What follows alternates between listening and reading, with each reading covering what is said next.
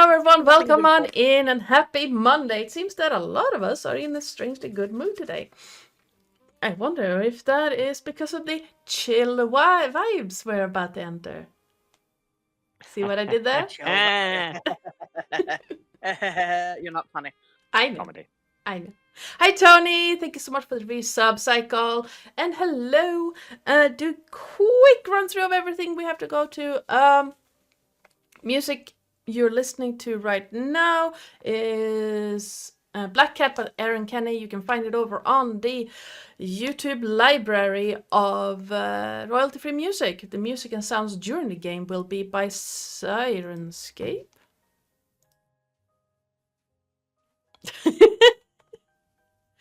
Sorry, I was just bombarded by... because I forgot to start my Signal client after I restarted my computer, and I was like, that is a lot of missed messages. Oh no! That's only 18 of them since 44 minutes ago. Yeah, I know. Carnis, are you spamming your wife? No, I'm asking genuine questions and a number of other things. You know, things you just do as you live your life and do things.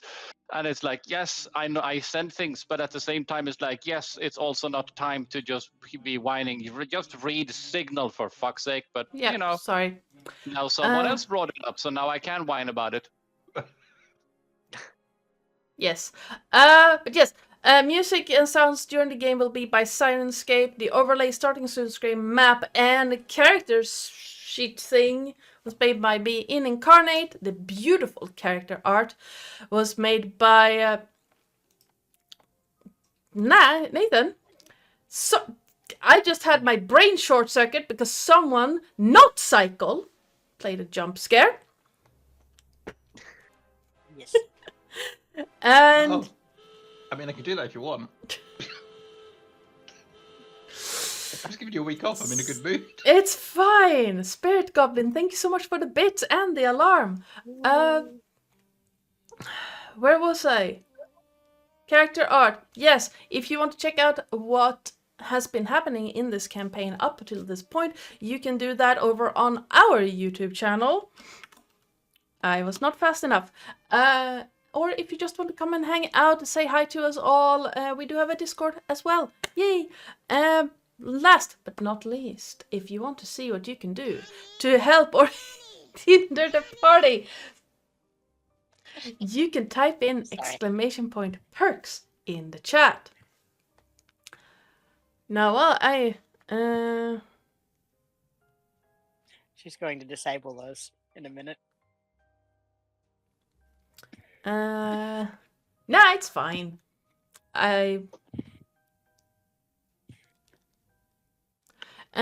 You say that now. I say that now. Probably gonna regret that later. But let's quickly go around the table and do some introductions and quack. Oh no! Wait. There we go. And also, please, don't mess with my furniture, okay? Now, where is... See, there it is. Let's go around the table, introduce ourselves and our characters, and let's start with Andy. Who are you and who are you playing? I have no idea. You tell me.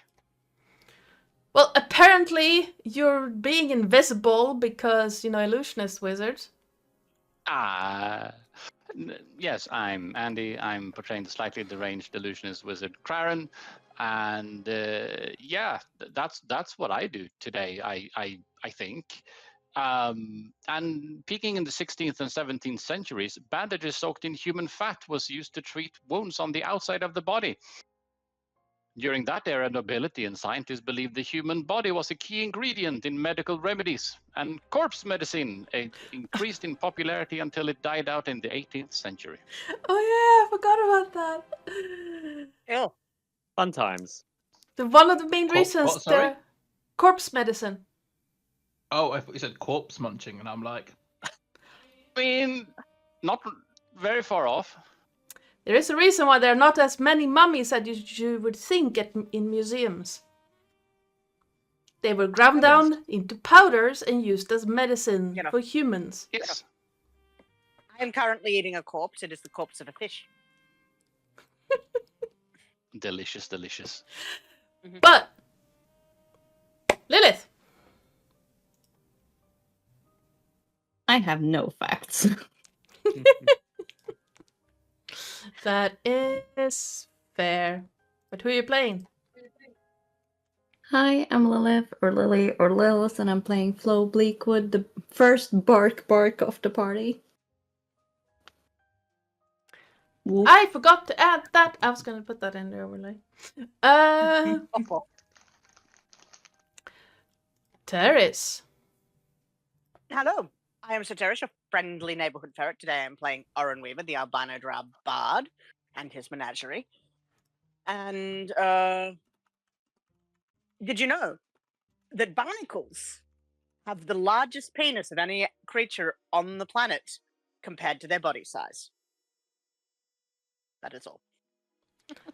Okay. The bard came with the... Penis Yes. Yep. You could say barnacles have big dick energy.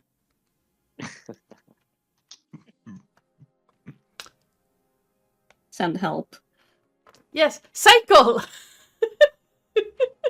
Hi, I'm Simon, or Psycole, and I am playing Remus Dodorn, the Kalashtar Barbarian. And given that we've been talking about corpses, did you know that technically speaking, everything you eat, with the exception of honey and salt, could be considered the corpse of a living being? Honey is bee vomit. Yes. Oh, barbaric. So if you want to be a hardcore vegan, that's all you're allowed. Keep that in No, mind. you can't. You can only eat salt if you're a hardcore vegan. True. Oh yeah, because Because- B But then is he will. made by. But then he will be even a saltier vegan. Ha! I have one of those. His name is Darren. He's my boyfriend.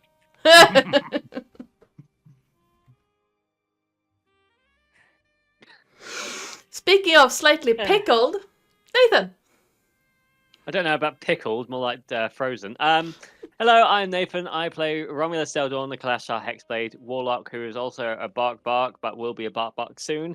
My fact is also about dead things, specifically Oh, God. a new subspecies of Tyrannosaurus Rex that was discovered recently called the Kankulu. It kind of bridges the gap and kind of rewrites the family tree of the Tyrannosaurs. And Because I we need more really information. needed more than one. of course, I need more information. uh, So, is he the Newcastle big boy of the Tyrannosaurus? what was that? Sorry. Is he the Newcastle big boy of the Tyrannosaurus Rex? No, he's not. He's actually a smaller one. He's more of a baby. He was found in Mongolia. And yeah, it just kind of rewrites the family tree a little bit. He's referred to as the Dragon Prince. Aww. So if we're talking Pokemon evolution, he's like the first evolution. In a two-stage evolution, we've got Dragon Prince, then Tyrant He's Lizard King. Tyranitar, Yeah. or whatever. Yes, exactly. And now we know. We're all... A 6-ton monster with spikes and a giant tentacle growing out of his face sounds a lot creepier than elephants actually are.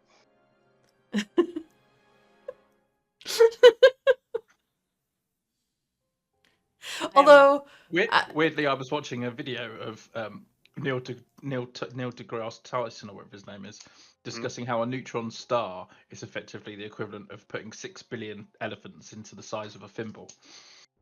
yes. And this is where our brain goes. Because, you I know, have concerns.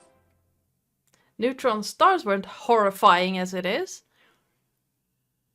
Oh. Where was I going? Well, yeah, I restarted everything.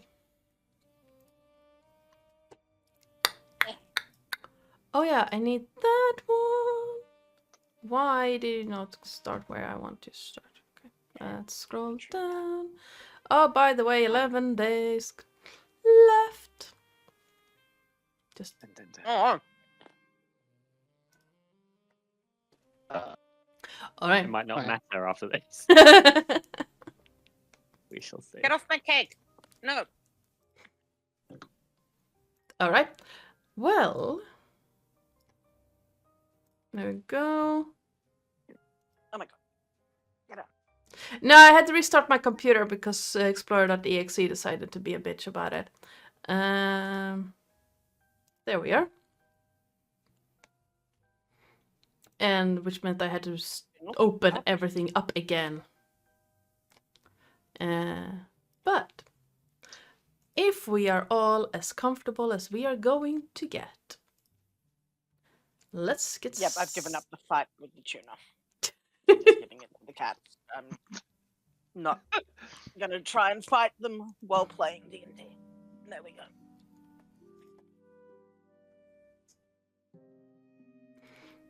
But yes. All right. Let me just fix something real quick.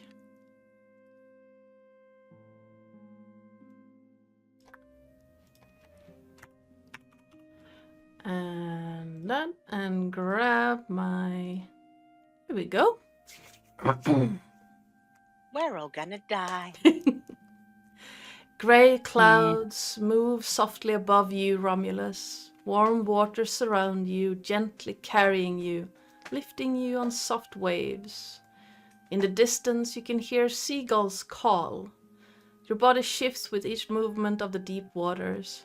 High above you, the clouds part to reveal an endless darkness. Silver lights pierce through the shore, shining like fireflies, their number beyond counting. A thick band of light forms in the deep blue as clouds fade away to reveal a rainbow crossing the skies. Celestial bodies that ring the world in a prismatic shield. Then you hear it, the beating of heavy wings. You're not alone. In the depth below you, you can feel Remus the same as you have always felt him, but not just him. A ruby presence binds you together, a mind as vast as the ocean itself. She is connecting you, binding you. She is part of the two of you. Then a grinding sound of glass on metal pierces your ears, and the world around you shatters into 1,000 sharp pieces. You are on a stone floor, cold, barely conscious, but your will has bought you a moment of time. The hippogriff lies dead next to you, springs and cogs poking out of its straw-stuffed body. Your body aches, and looking at your hand, it twists, claws slowly starting to grow out of the fingertips. Looking up, you can see part of your party. A table obscures most of the surroundings from you. You can see Flo's lower body as she is standing on her woven form, being pinned in place by the griffin. Remus is flying in the face of Drulkantar, bashing his head in with the hammer. And next to you, you see Craren contemplating something. The rest is obscured as you cannot move.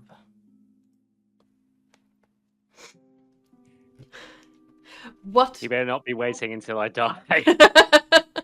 You better not finish me off. Again.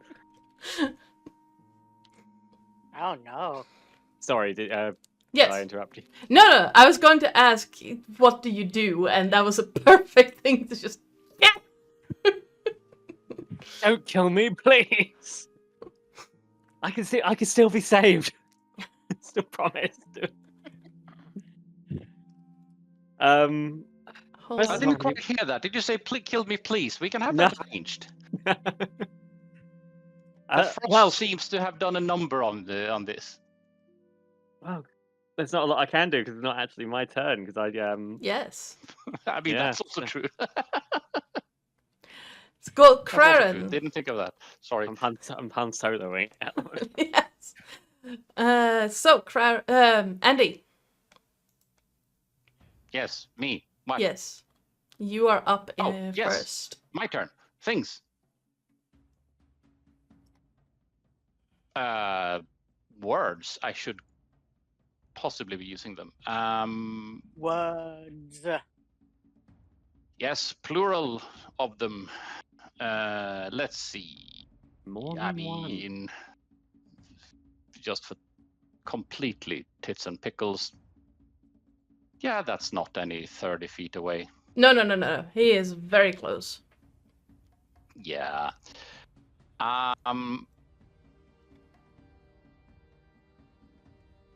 First of all, I need this twat waffle to make a con save. All right. Con saves right there. That's a 13, I think. Let me double check something. Nope, that's a 13, yes. That's a 13 against the spell save difficulty of 15. So that's a fail. That's a baseline. So blurp. Yes, that's exactly what happens. Blurps. And so Crane is mildly annoyed with this thing, and I will explain what my reasonings in a moment. But he looks at Mr. Kantar and proclaims the words of "Sic transit gloria mundi." Nice. As necrotic green sickly energy forms in a beam towards his chest, and he takes 8d8 necrotic damage. Nice. Yes. Clicky. Let's see. Let's see. How do we click this? I click this from the thing. Yes. This from the thing. You should be able to go to your spells and just click on the spell. Boop. Woohoo! Okay. So as the beam hits him, Remus, you see Drulkantar reel back, his large form crashing into the statue, and a green beam hit him straight in his chest. He looks over. Did you drop the invisibility, Craren? Yes. All right. As he looks over from Craren up to Remus, and then his eyes just glaze over as he slides down the statue and crumbles beneath it. And Remus, give me a perception check. Because you're right understanding of language. I mean, That's a 7. there's something odd with the way he Drulkantar crumpled, but you're not entirely sure what it was or if it was just seeing things, because that green streak that just flashed by you. Okay. Oh, is he dead? Yes. There's still a direwolf on you, Oren, and a griffin on Flo.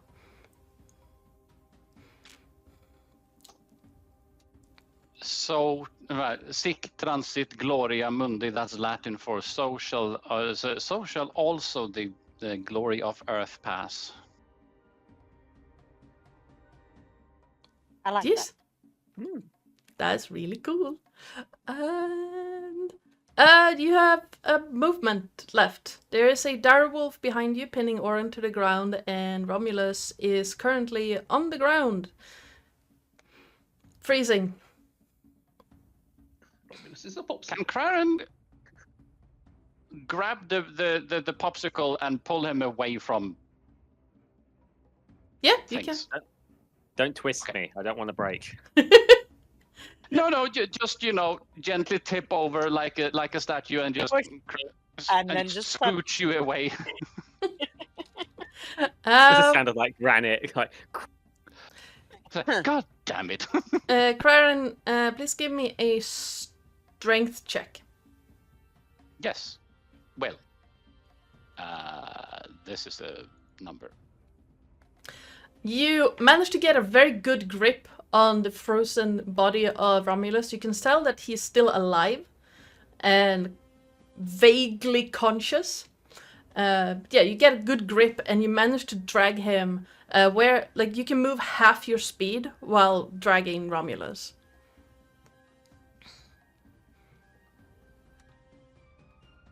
So, Yes. So more of a looking is, and from a, let's see where the hell I'm. So so that's a 10, and then just in a general this way direction. yep, Just absolutely. closer to Remus. Yep, Because you it's can away from. Let's see. It's away from death Everything? over the dead thing over here, dead thing over here. Flo is over there doing things, but it's most importantly away from Mr. Wolfie over there. Yes. Craren, as you pull up Romulus and drag him away, you also notice that how the hippogriff landed, you can see like a spring poking out of his neck and straw sticking out as if it's like it was a mounted head just seconds ago. Right.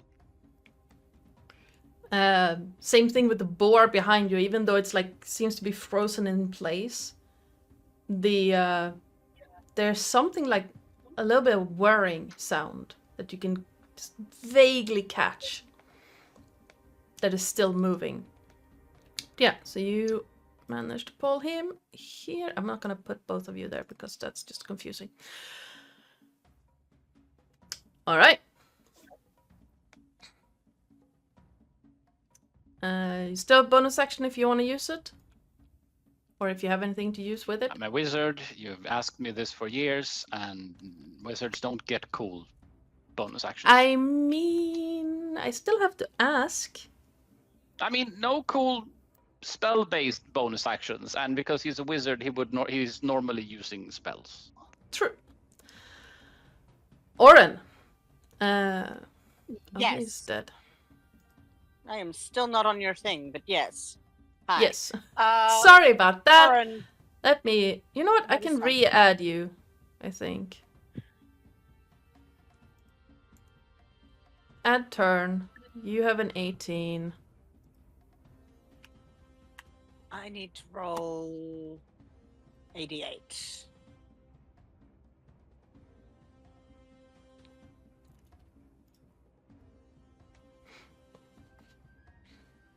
That's a 7. Let me find my bag of tricks to see. Now what keep that in is. mind. Do you use half your movement to get up from? Because you're currently prone. You're not like grappled or restrained, but you're prone and you have a wolf paw on your body. Oh, no, he's not going to bother with that. All right. For his action, he is going to pull out a trick from his bag of tricks, throw it down, and it's going to be a giant hyena.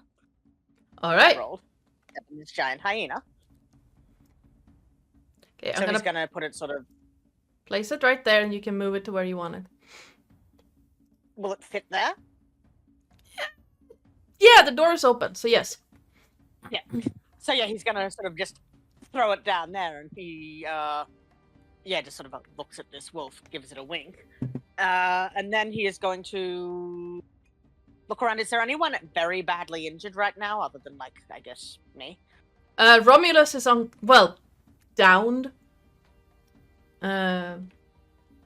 He's technically on death saves. Yeah, he's on death saves. Right.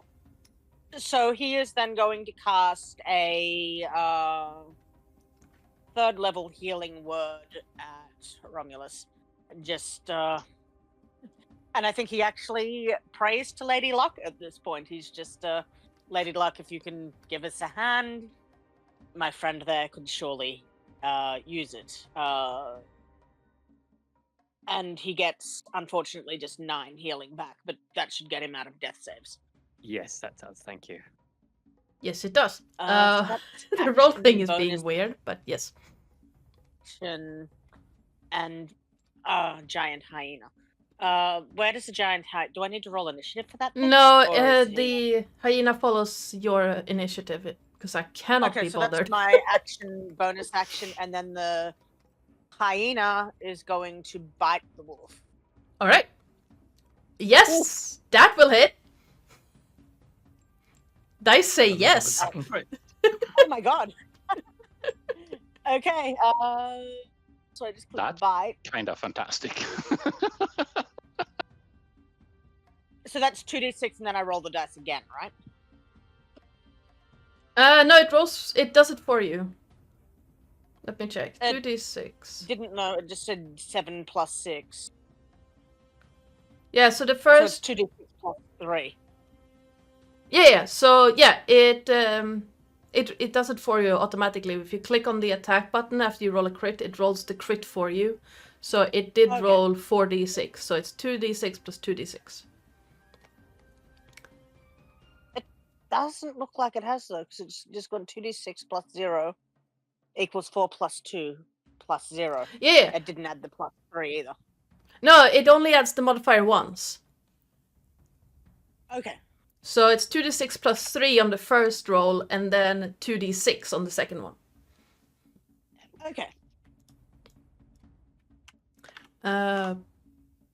Nice bite. The hyena just chomps down on Yes. the wolf, and Oren, you hear something odd. Like, instead of just the of the bite, you hear straw crunching and a like something metallic just, and there's no blood. These things are not alive. No, yeah, just these things aren't alive, guys. They're just not.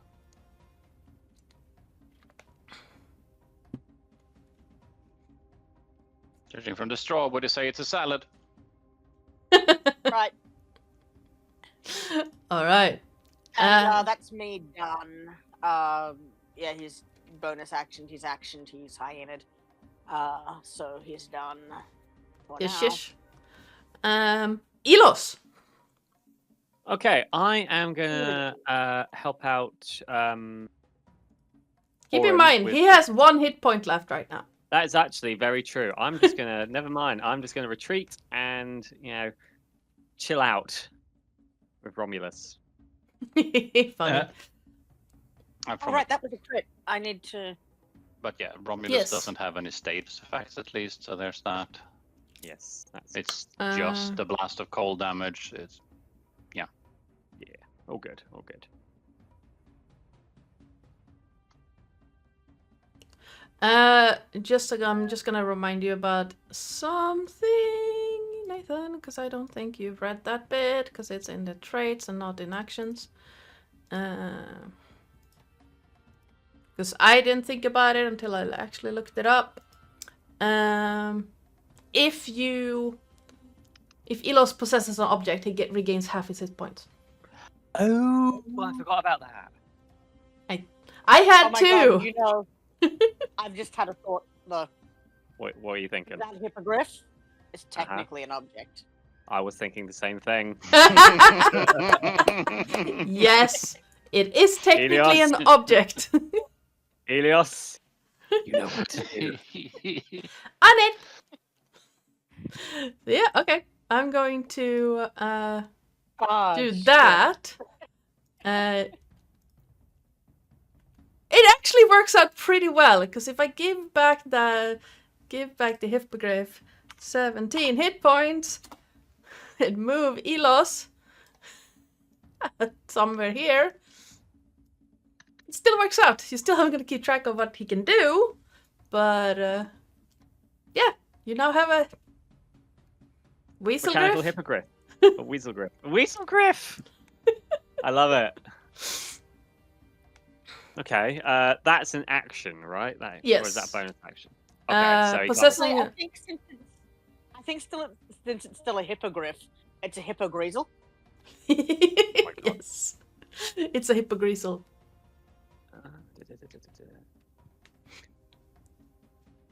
It doesn't. Oh yeah, it is. Yeah, it is an action. Okay, so as a reaction, it could do a messy set, but nothing weird.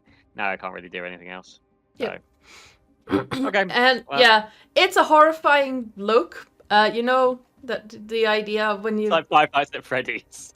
yes, basically because you heard the neck break when it hit the ground, so you had this like spring sticking out of it. And To yes, be honest, that makes me really glad that it wasn't a real, like a living creature. no, I know. I was like, oh shit, I forgot to mention that. Whoops. No, they're stuffed. They're Thank God, taxidermied okay. animals. Animated. Yes. Okay. But taxidermy. Yes. Remus. Remus, seeing that Droll is down and that Craren is supporting Romulus, he is going over to make sure that the bard doesn't get killed, and he's going to hit the wolf. All right. I Don't need to- hit the hyena who's on our side. Yeah, I get it. I've seen you do this enough times by now. Good, good. Does a 13 hit? Let me double check. It's a piece of It- straw. Does not. You swing the first blow down, and suddenly you feel like this metal reverberation through your hand as you hit one of the cogs keeping it moving.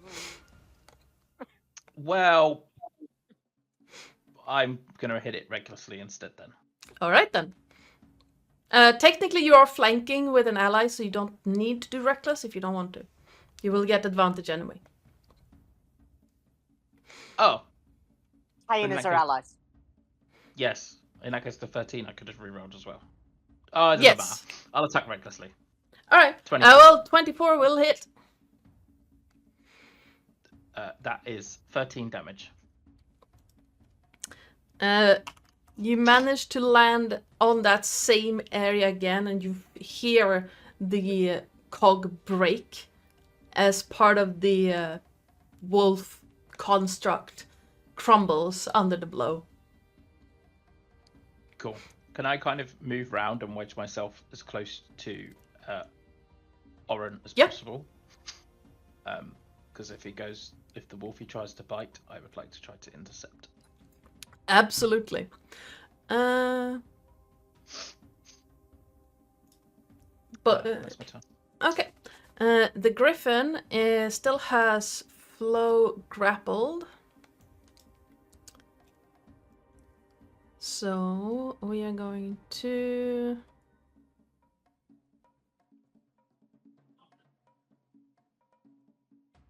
ooh. Well, we got that free one last time. So we're gonna do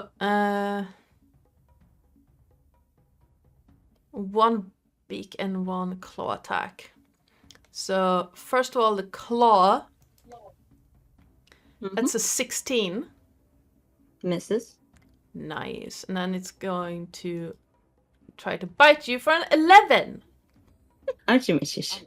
So the first, you hear the claws of the griffin just screech across the your armor, and then the beak tries to just slam down on top of your head, but hits the shoulder pad of your armor instead.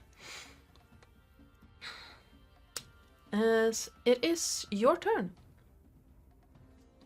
Da-da. Da-da. That will hit. 19.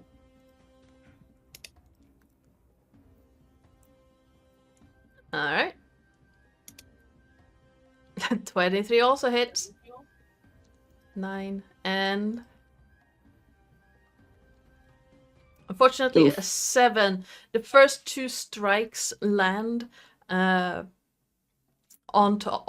the sides of this griffin, and you can feel like they dig in, but just crunch in the straw of the taxidermied body. And then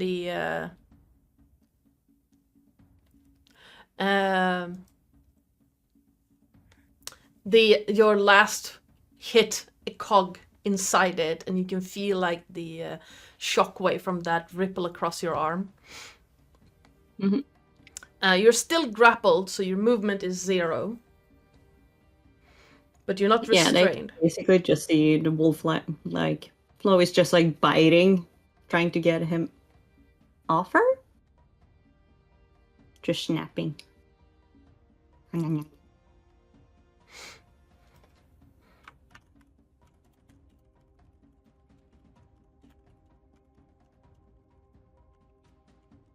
And yes, it's the direwolf's turn, and then we're back to wizard. No, it's Romulus after that.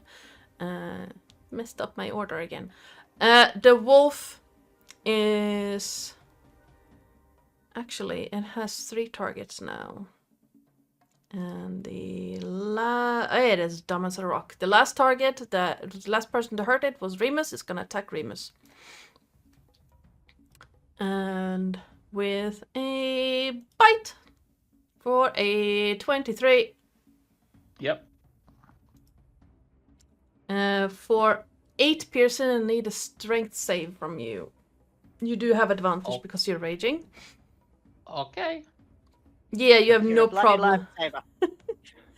lifesaver. You take 4 piercing because you're raging, and you're not knocked prone, even though the wolf just stands up on its back legs and just tries to push you down with its bulk. But no.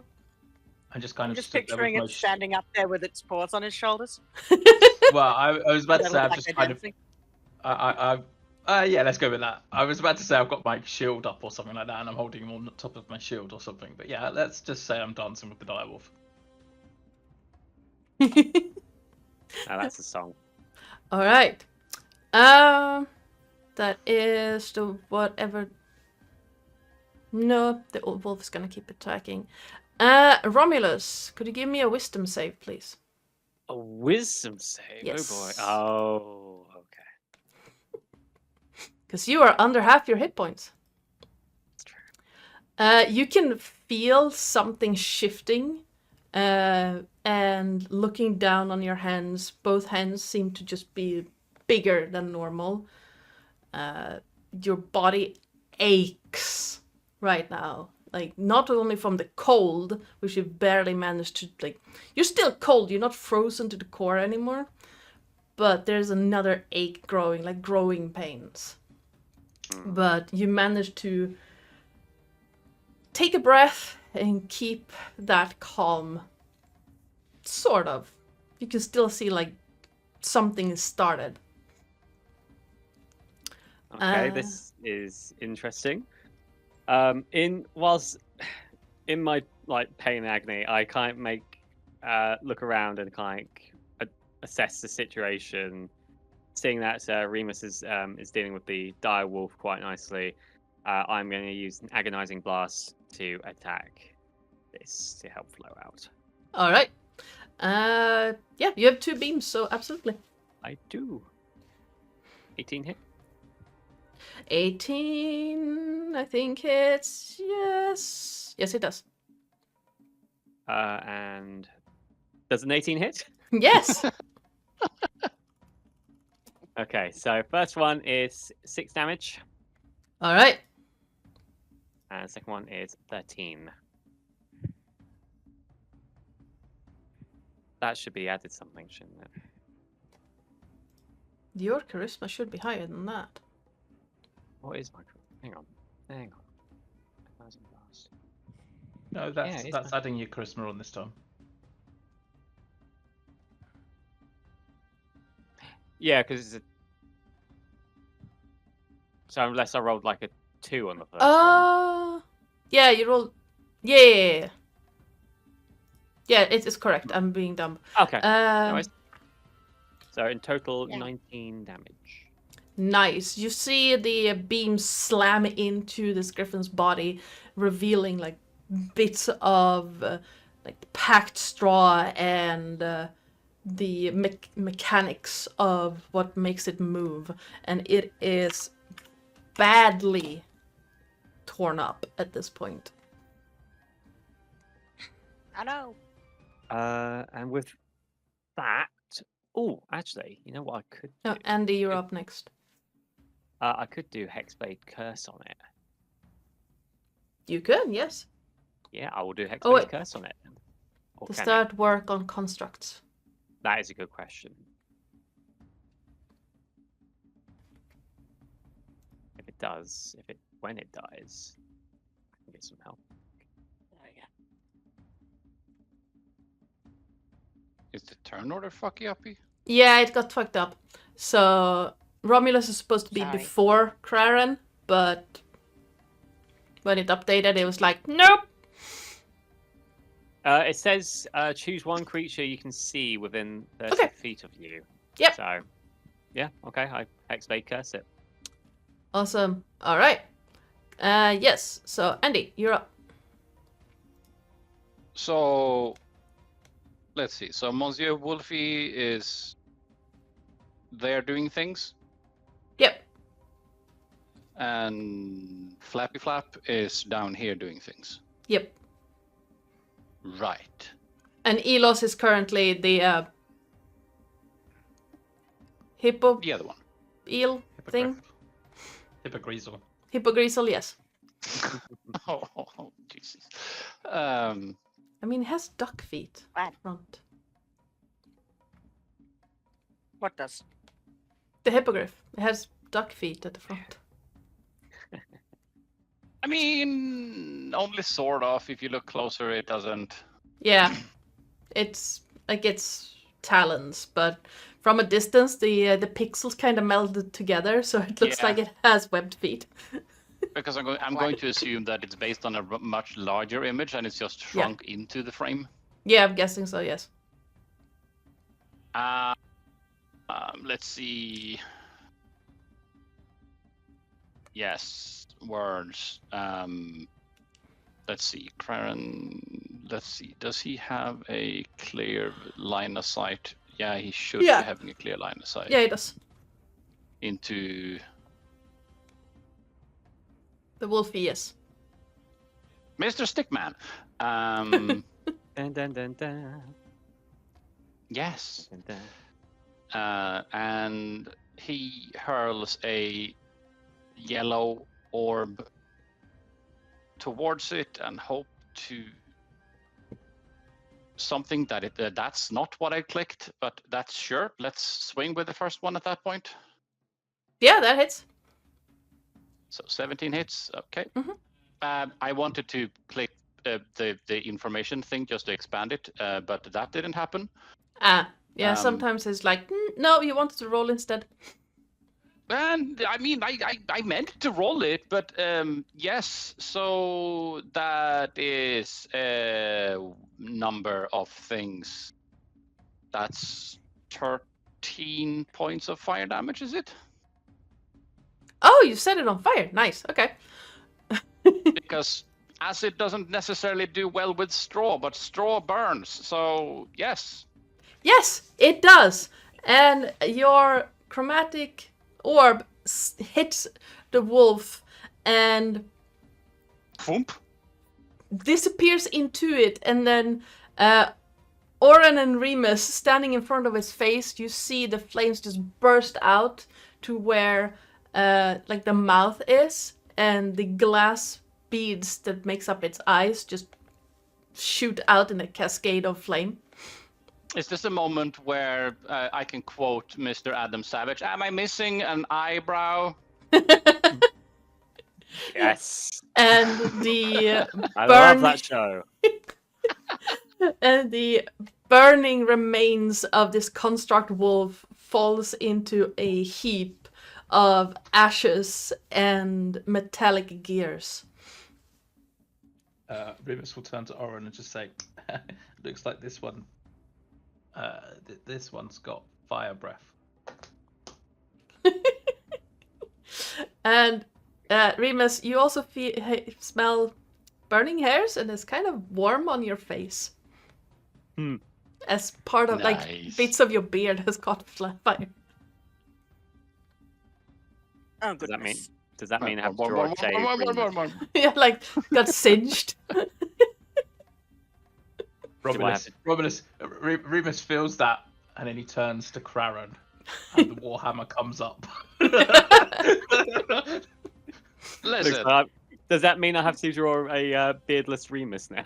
It's not beardless, but if you've ever done the I have a hair and a flame and go, it's basically that. It kind of like curled in on itself a little bit, like on the edges. Also, meanwhile, while your warhammer is coming up, Aaron is just, don't you? Don't Yeah. do what? Yeah. We do not attack Kraran. I'm merely wishing to demonstrate my displeasure at my current singedness. And the Yeah, fact well. and the fact that this is the second time Kraran has used has turned his chromatic orb into fire, and I have been in the blast radius. which Yeah. also is true. You gotta remember something. If you attack him, you will displease me, and I am the one that makes your food in the morning. I'm fine with that. I've lived off Artak for a prolonged period of time. Speaking of being a chef, Kraran, unless you want to move somewhere, it's Oren's turn. That's me. Unless I want to move somewhere, what? Well, you have movement and bonus action, and since you don't want to miss this step, you have movement. I mean, I couldn't use Misty Step anyway. True. But you do have It's a movement spell. left. Oh yeah, that's true. I keep thinking about Eladrin, who can do it anyway, because, Yes. Phase Step is not a spell. But yes, because Phase Step is different. That's inherent magic. So, no. Crown is done. Alright. Excellent. Aaron has moved a little, as you can probably see. Yes. And he would like to vaguely Eldritch Blast our remaining enemy. Okay, Only vaguely. go for it. This That is will hit. 16 hit, Yes. doing 2 damage. Okay. How is that even possible? And then... Don't you add your 1d10. charisma modifier to that? No, that's No. agonizing blast. Need to pick up. The... Yeah. Yes. Never mind. Yes. No, he's just 2 damage, which is fine. He is then going to... Oh god, who's badly hurt right now? I mean, Still, still Romulus. he's not... Yeah, he's not thinking of himself. So he will... will he do that? Yeah, he will. He will once again 3rd level healing word. Our friend. Sure. Alright. That's another 8 healing. Are you over And, half yet? Right. Nice. Are you over half yet? I'm at 18 out of 58, so no. No. So no. Okay, then he's going to. I've got to check the movement speed on a giant creature there, giant hyena. If it will load. 50 feet, so yeah, can get to the other creature handily. Put it there, and it's then going to bite said creature. Alright, go for it. So we roll for bites. You have flanking, so it is with advantage. Oh, so so that's 21 then, 21 does hit. doing 6 piercing. Alright. The hyena runs up and, true to its nature, jumps up and grabs like the back of the neck or back of the wing of the griffin and tears it down to the ground, and you hear the squeaking of gears as it is torn away from Flo. And we are technically out of initiative. Why do you say technically? Excellent. Well, there is still the issue of a werewolf under half hit points. 2 and 3. Let's No, check hang that. on. So since that character died and it was hex, Yes, I now have 29 HP which out of 58, puts you over. which puts Which puts you Yeah, at half. half exactly. Also, So, having seen that our friend was a little bit out of it, I did just drop a baboon and an ape All right. on the party. To play You know. baboon. One of our other favourite sayings. Just in case. Baboon and the ape. There you go. Which, yes, putting you at half your remaining strength, Romulus, you do find that you have a bit more control. But you can still feel that ache, that growing pain, even as your mind becomes clearer. I need to sit Are down. you alright? I need to sit down. Near-death Yeah, it looks experience. Near-death experience plus possible transformation. We've all been there. Not a good combination. If I Yeah, can bend we've all my been there. legs from being frozen, I will just sit on the bench that I'm at. Yeah. So Cone of Cold is technically like it only freezes you when it drops you to 0 hit points. Mm. No, actually, it only turns you into a statue if you die. You didn't Yes. die, so it was more like extreme were free. cold. But And not Oren's actually going frozen. to, yeah, Oren's going know- to pull a blanket out of his pack and wrap it around you. Just Thank there you. you go. Thank you. Flo, your Much. body's temperature's a bit warmer than mine. Why don't you hop under there with him? Clodagh just tilts her head as she starts ripping off the head of this thing. That's not good eating.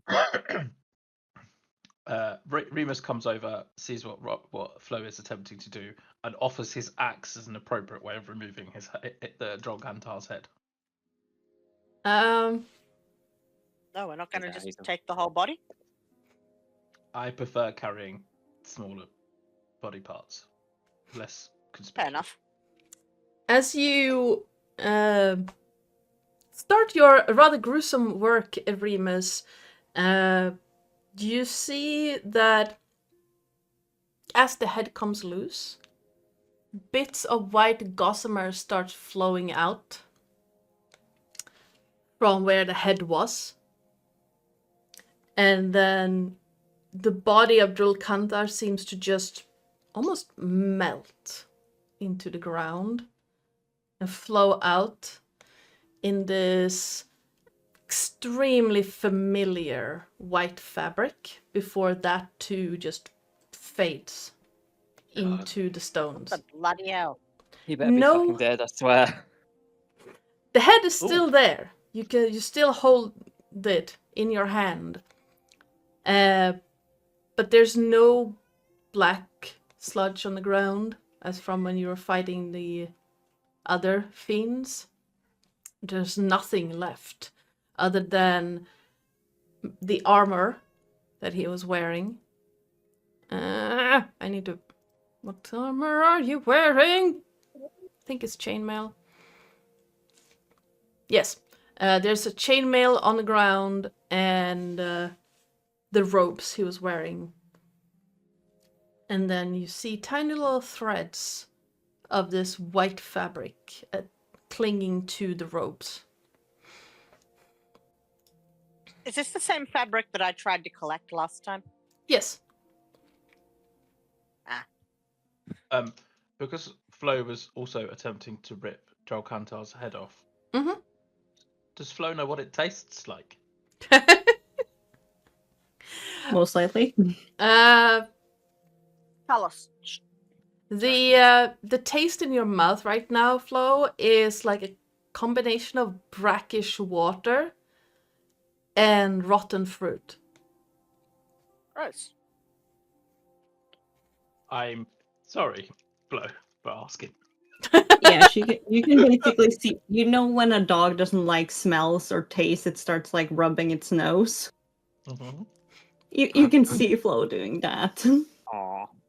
Lauren is going to prestidigitate the inside of Flo's mouth and nose so it tastes like beef stew.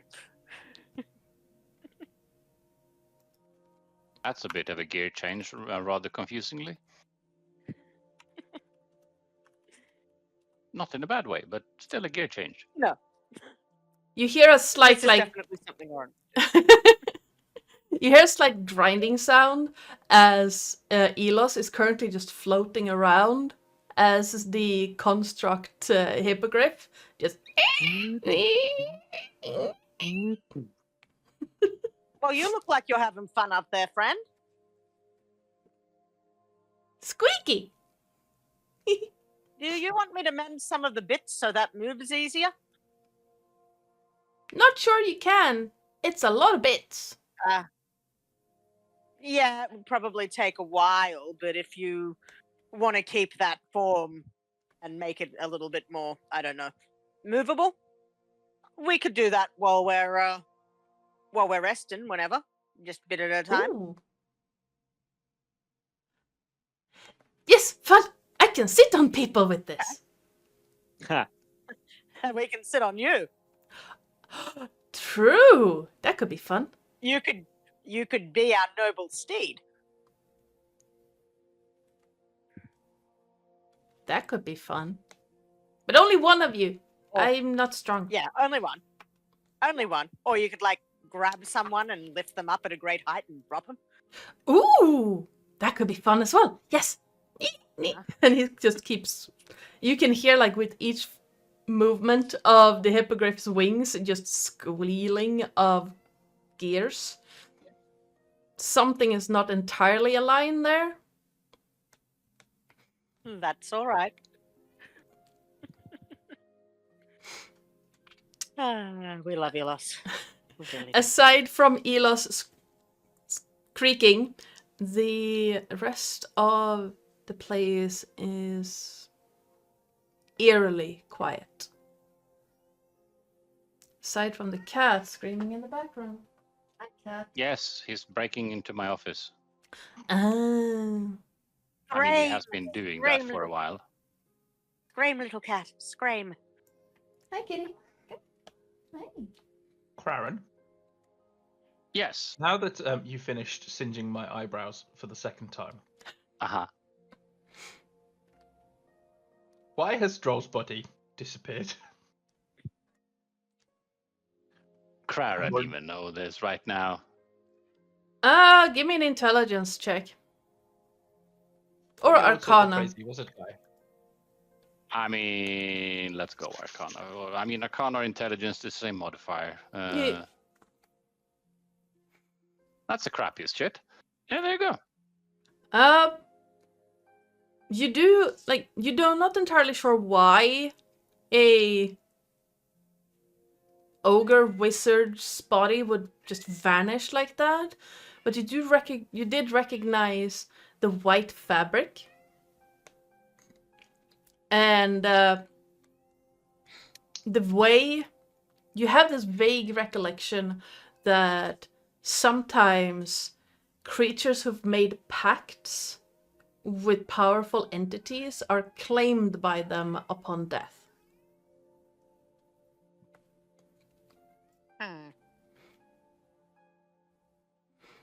How about if I phrase it like this, Remus? You know the piece of paper you were reading from before? Yes. The one that The did whole- weird headache thing. Yes, the conjuration bit. Yeah. Yeah. Mm-hmm. Let's assume a few things. Let's assume that this very dead person in front of us has made a pact with whatever it has summoned. That Mhm. could be why this happened. I don't know for a fact, but let's assume that that could explain it. Other than that, I have no idea. Well, I guess we better search the rest of this place to find out how deep into this shit he was. And then Judging figure Yeah. out. it looks neck deep, Well, because the head is the only thing remaining. yes. You're funny. Yes. And then the It's like a next thing we need CSI to then opening. work out is how do we get down? My guess is that circle thing near the front door. Yeah, true. Although I now have this vague idea of wanting to have our own personal sky fortress. Yeah, this And is ours now. Yeah, And I'm wondering whether or not Crown. So you're talking about this thing over here, or as in this thing? this thing over here. Yeah. Okay. Is there any way that we can set up a teleportation thing for our door that we are carrying, so that we can enter it, and then there's a little like magic circle in there which we can then beam up to here? From a technical point of view, the answer is yes. From a slightly more disappointing bit, that will require Craren having to learn teleportation circle. But I'm going to assume that later down the line we can have that could be arranged, but it's currently out of reach. Okay, noted. Yeah. At least we know where it is, and if we can find the key to this place, we could just lock up and like Yeah. But definitely. come back afterwards. All right, shall we explore a bit? I think I've warmed up a bit now. Yeah. Hot beverage. I can do that.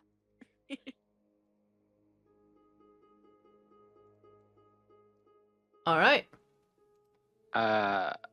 Doors are closed. Do we know of are they open, or do we need to blast them down? Do we need to have a discussion with Remus about opening doors? Well, they all have handles. So you can try them. I'm gonna try. Open. Remus, my good man, Yes. we have doors. Doors that need opening. Door. Some of them may or may not be locked. Would you care to Well, be the man to do the deed? I mean, sure, I guess. Although, Flo, did you want to kind of headbutt your way into any doors? I'd hate to steal all of your thunder. She's already found another door. All right, let's take one door at a time. Romulus is currently playing charades with one of them. I think this one might be unlocked, guys. I don't know what could have given this away. Shall we do this one first? I mean, Well- be my guest. We could be Swing systematic away. about this. I love the guy that's half health and potentially turning into a werewolf is leading the way in a place that we do not know whether or not there are traps laid out. Yes. But hey, nothing bad should ever come of this whatsoever, right? No. Exactly. Most definitely not. That's why I suggest we all stick together and go room by room. All right. I think there might Fine. even be a Where- bath in here. Where's the fun in that? Bath? Alright. Did you say bath? It looks like it. Yes. So, Noom. Is Rob- there water in it? Is it hot? Oh my god. well, if you let me describe it, Apologies. so Romulus, you open a door into what looks like a nicely appointed bedroom. There is a large bed at the end, just under a rather huge set of windows. The floor is covered in pelts, as is the bed. There is a set of drawers made out of, or a closet made out of very nice wood, as is the desk and chair opposite it. And as Oren so aptly noticed, there is a wooden bathtub with what looks like indoor plumbing in it. It's currently no water in it, but it does have taps. Does one of them basically look like it is a hot tap and the other a cold? Doesn't say on either, but testing it, you could easily discern which one is which. Romulus, you also find what looks like a small chest with a lock on it. Okay, I am gonna. I'm just going to remind you of bomb blocks. Gently. Can I have a quick look at this chest just to make sure that there is no traps or anything like that? Sure, give me an investigation check. Investigation. I don't care. No, it doesn't look like it's trapped whatsoever. It's very locked, though. It is a sturdy lock, and it's very locked. It is very locked nonetheless. Yes, it's Brother, one of can the... you go on? Yeah, it's one of those padlocks where it's like you shove it together and it's like on the clasp. So you can't even like jingle it or break it that way. It's just like there. Gotcha. Is this time for some linear impact driving? I mean, the 3 people in the room all have lockpicks, so I know, but okay. Listen, I feel Okay. you're judging Remus. I am Look, judging. if you bring it over to the bathtub, I'll totally pick the lock for you. All right. No, I'm pretty confident with picking the lock. You will notice that by now, Oren's clothes are on the floor, and he is in the bathtub. All you can see is his head. Of course he is. You did Oren, indeed find. you did check. Yeah. You did check for acid this time compared to last time. You found a body of water or a bath of some sort that you could pour water into. Technically, no, but when I was checking for the when I was looking for the hot water tap, I don't think I found acid. Okay, I just thought I'd stand and check. But technically, no, I did not. So technically you could just be mildly melting. Uh, I would love to mildly melt.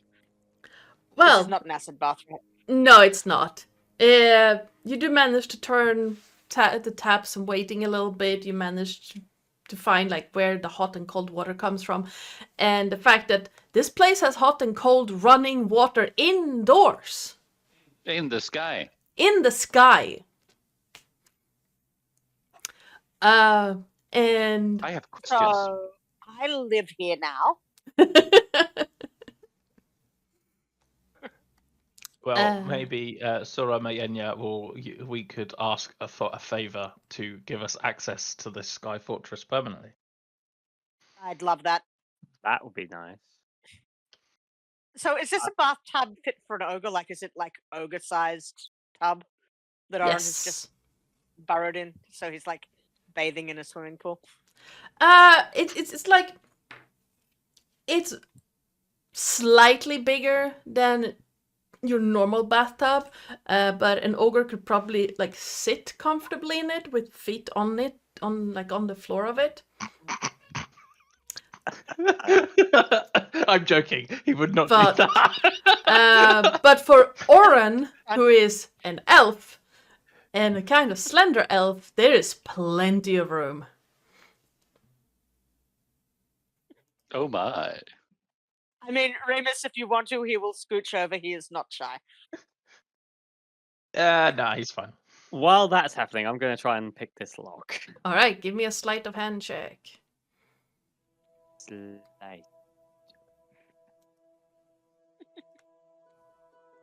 Hey. A 21. At first, the lock doesn't really want to cooperate with you.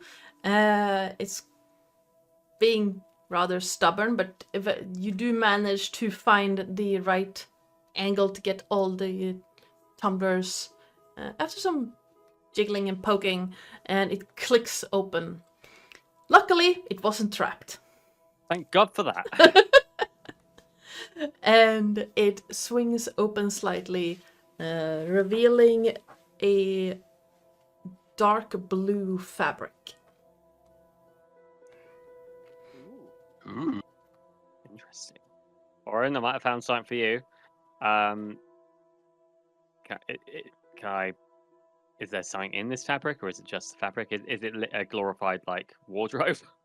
Well, you pull it his the dressing gown? fabric out, and it looks like a very nice set of robes. Similar to the type that Dulcanta was wearing. And it's sized for an ogre. Oh. You will have to do some adjustments to wear it. Well, Take that in for you. Okay. You do also find a stack of 3 books in this, along with a couple of... Teleportation circle. along with some... let's see, it was 3 golden bracelets and a silver necklace. Ooh. I believe... Books. Yes. Does the books have anything interesting? As you touch the silver, it hurts. Oh yes, I'll use the cloth to kind of pick them up like a doggy bag, and then just like pop it into my pouch. Fair enough. Yes. The books look like they're notebooks, written in the same hand as the paper of the summoning circle, or the note on the summoning circle that you found. It seems to be just quick notations on various names. If our internet dies, it's because the resident feline has been clawing off the cable. Yeah, he's clawing on the fiber cable right now. Oh god. But yeah, the books seem to hold information on. It's basically a list of Lords of Dust, the Rakshasa that rule the Demon Wastes. But there are also a couple of names that you're not like. Anyone who are looking at the books, you can give me a religion or arcana check. Depending on your role, you get different information. I've got nothing. That's a 25. All right. Craren. That's not the nat 20. No, it's not, unfortunately. No, because then it would say 27. I'm very disappointed. It would have been a 27.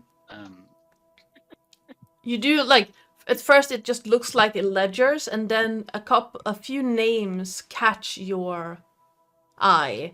The names Sulkatesh and Raktulkesh. I will send the spelling of those to you. Thank you. Along with the names Pale Knight, Patsusu, and Kabiri. But those have a lot shorter entries. At the bottom of the last page, you see the name Arix, but it has been like crossed out with ink, and there's no text under that. Right. So let me give you those names, and with that, 4. 25. Nope, that's not what I wanted to do. That. So first name is... I love when the dice decides to actually play into, things that make sense lore or background wise for your character, because Crown deals with information. It just makes sense. And it's like, but yes, he's intelligent, but he rolled a 2. And it's like, but really, this makes absolutely no sense. I know he's having, misfortune when thinking, but it's like, really? The passive perception is 8. No. Those... It's dumber than a second coat of paint. Those 5 names, and with that Arcana check, you know these to be names of demon overlords that are currently bound in Kyber. Ooh, Uh, nice. Let me double check something, because specific to Nice. Patsusu is the demon overlord in charge of. Well, he's claiming to be the ruler of the skies.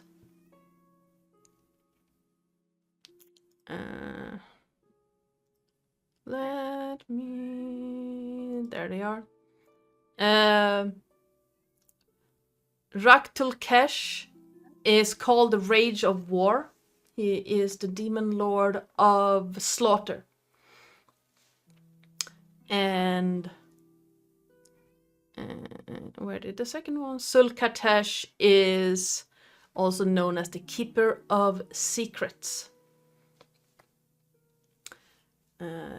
She is the demon lord of anyone who deals in secrets and shadows for nefarious purposes. Shining.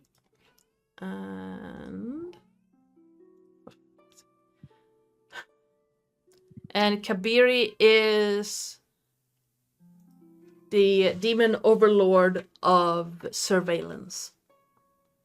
Wanting to know all the secrets at all times.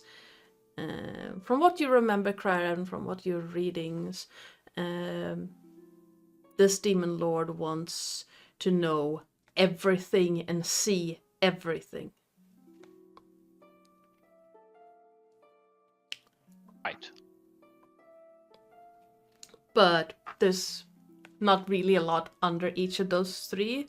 Pale Knight, Patsusa, and Kabiri, it's maybe like 2 lines under each.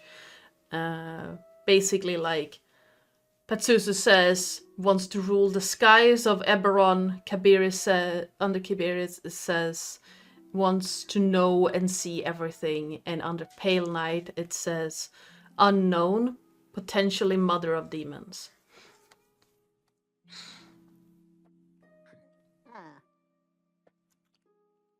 Give me a moment. Upsetting. Hi, Cat. I know.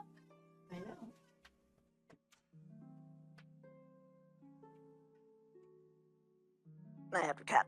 Oh god. Why? So, how's the bath? It's lovely.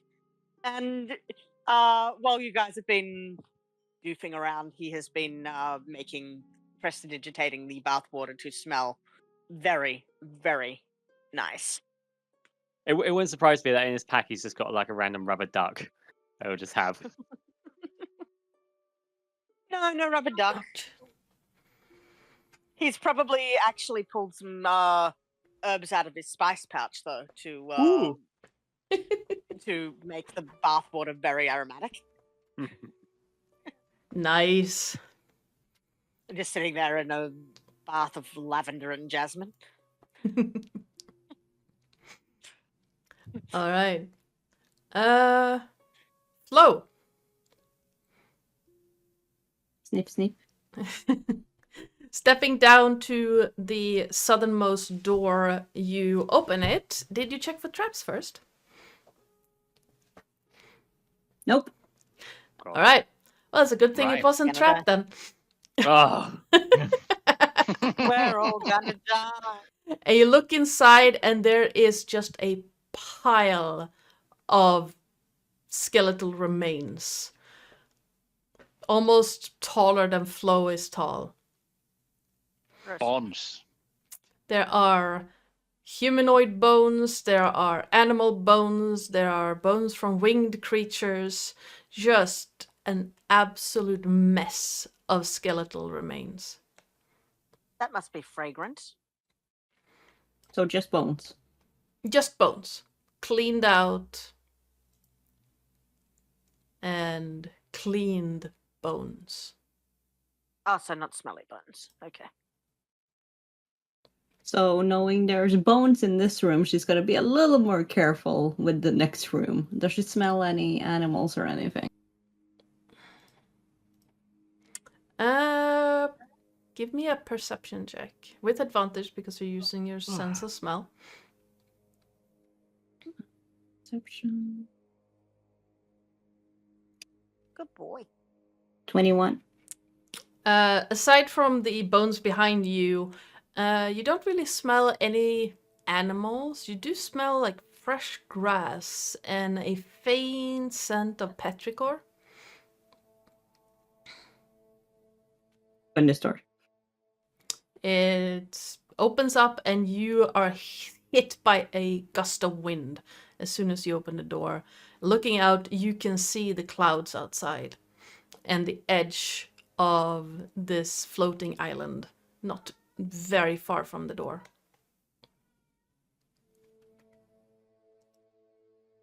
And she's just gonna leave this room and see if there's any other rooms. All right. What's with Flow and Vendetta with doors? Door. Door. Door. Door. Door. Door. Door. Door. Door. Are you secretly a cat? Schmack door. Flo, please give me a dexterity saving throw. Oh god. Oh no. We're all gonna die. No, not all of us. That's a 6. I mean, Hold on. You open the door just in time to hear a clicking sound, and then a burst of flame hits you in the face as the gargoyle statue inside the room breathes flames on you. Joy. You take Alarm 20 system. fire damage. Oh, But it's not magical. No, it's just fire. So it's 10. Nice. And all of you in the other room. burning hair? Sorry? Yeah, Oren in the bathtub. Does anyone else smell burning hair? Yeah. Flo, That are was you a joke. okay? You hear That some was a joke. yampering. Oh, okay. What were you saying, Adana? Sorry, we sort of jumped in there. No, I was gonna say, all of you smell burning hair. So, yeah, Oren's going to sort of look around, see if he can find a towel. Just sigh, I was enjoying this bath.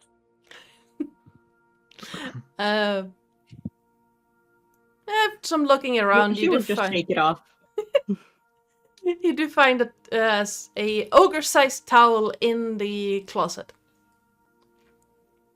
Yeah, he will wrap it around himself kind of like a toga for a minute while he's drying off. Just, right.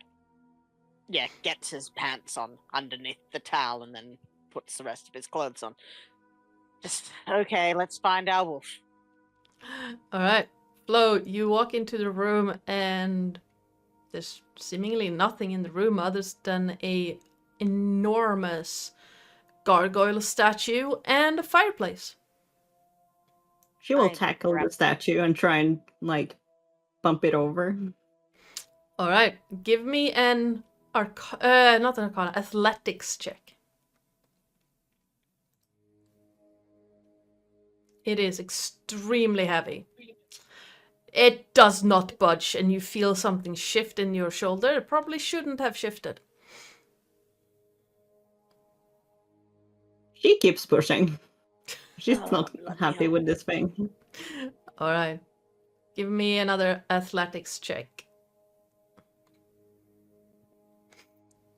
You Angry keep- issues. You get another grip, a better grip on some leverage, and you push hard, and you feel the statue shift just slightly. It is. You can feel the muscles in your shoulder and neck and in your legs straining and nearly breaking.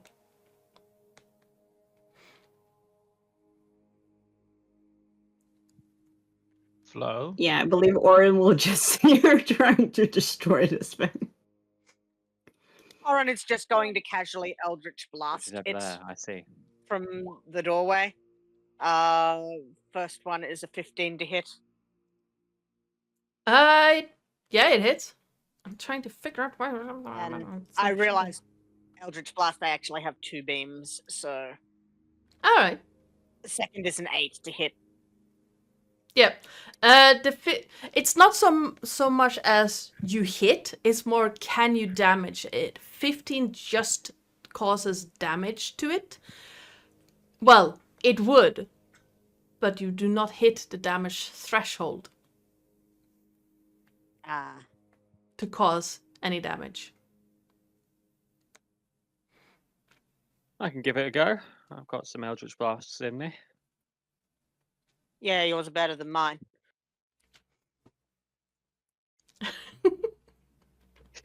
Close this door. Something. My Eldritch Blast is bigger than yours. Okay, I'm guessing He's a 11 does warlock, not. I'm not. No, you need to beat the How about 27? 15. 27 does hit, or does that's a cause. crit. And Yeah, that's a that's a nat crit. 20. Typical it's on an inanimate object, but 7 plus. Yeah. What color is you? What do I add to that? You roll your damage die twice and then add your modifier once. Gotcha. So hang on, where is it? So that's my modifier. It's what is it? Charisma, isn't it? So that's 4. So that's, Yeah. So it's okay, so 1 plus 4. 16. Okay. You hit the blast, the first blast, not even causing anything on the statue. Second one barreling into it and causing a chink. And you flow, like being there, standing there, trying to push this thing, you see a small crack starting to form.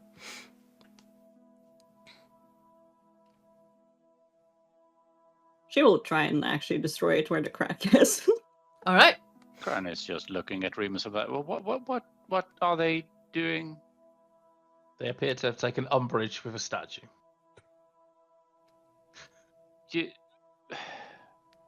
To what end? I don't know, but they appear to be having an inanimate time.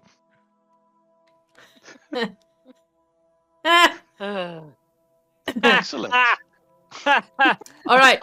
So, how are you attacking it? Are you still pushing it or are you attacking it? She's trying to back off and basically do a leap, so she might, like...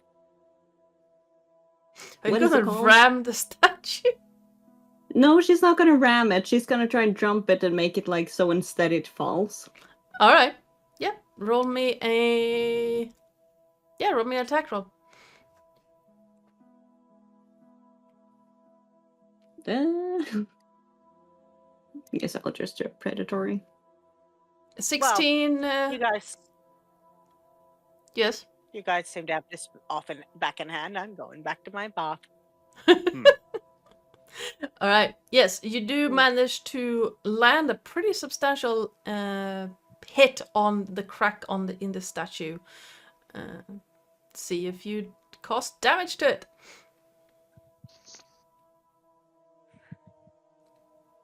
The crack widens slightly.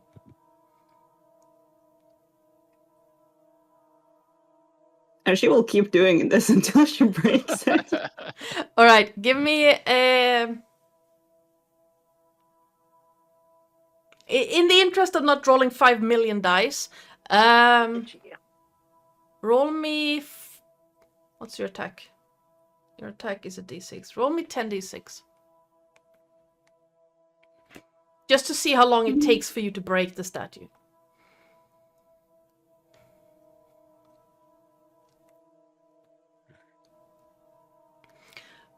It takes you about 8 tries before you manage to land a sufficiently aimed strike to widen the crack enough so that the top half of the statue slides off and lands on the ground.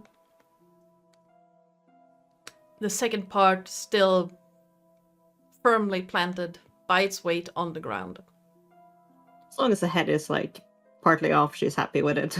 Oh yeah, it's like the wings are kind of holding it in place, but it is like slid off and tilted slightly. And as she jumps off in front of Romulus, you can see that her fur isn't as white and blonde as it was. It's more like black. Did the gargoyle attack you? She will just growl at you. I'm guessing so. Alright. Hope you're okay. You did good with destroying the statue. Bravo. Good girl. She will just like, I would imagine her hand is like bigger than his whole head at the moment, so she would just pet him. Then she will pick him up by the scruff of his neck and just move him to the side. I forgot to place a door, I just realized. It's not important, but I forgot to place a door. I'll move over here then. Alright.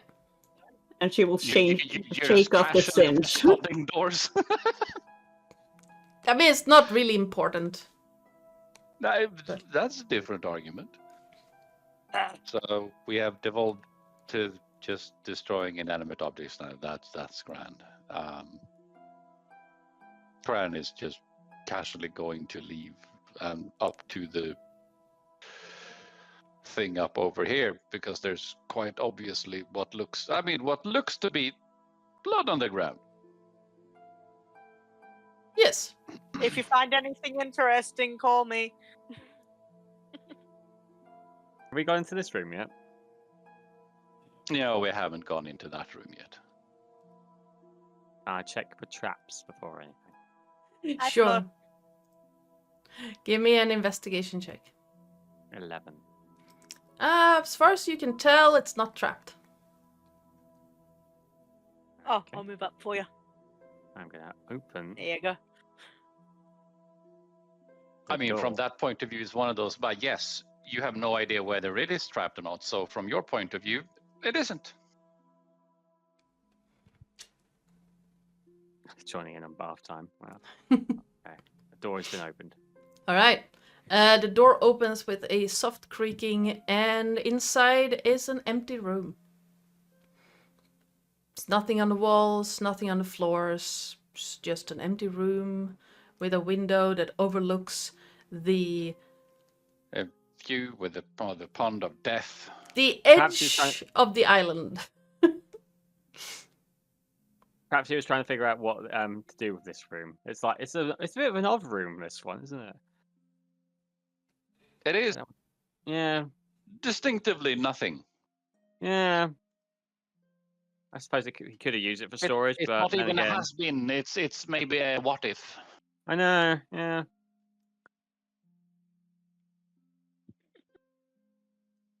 Clearly nothing in this room at all. Most likely. Romulus, give me a... What's your passive perception? My passive perception is where do I find that again? It's on your character sheet, left side, Yep. far down. 11. There is a faint scent of something in this room, but you cannot place it. Can I have a thorough look? Yeah, absolutely. You can give me a perception check. Perception. Based on... Are you looking or smelling or trying to hear something, or are you just checking it out? Let's go with smell. Let's see if I can actually do better this time around. Alright, scent based. You have advantage on it.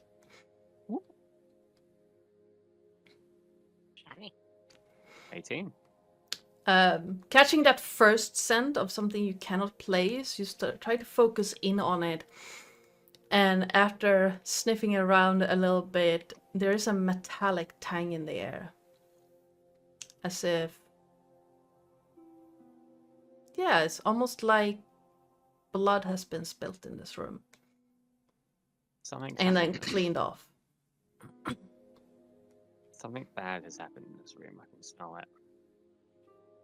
Clean up on aisle 5. Not quite that bad. But still quite bad. Well, clearly, whatever has happened in here been tidied up. There doesn't seem to be anything noteworthy. I mean, might as well. We have straw animals. They might have been less straw-y before. Possible. I wouldn't know for a fact, but it would make sense. I suppose this is one to keep in mind, especially if we are going to be utilizing this place as our own base of operations. Then, yeah, maybe avoid using this room if you have a very sensitive nose. See what you're saying. Yes. Anyway, what were you looking at? I was just looking at from what I can see, what looks like stains on the floor around this.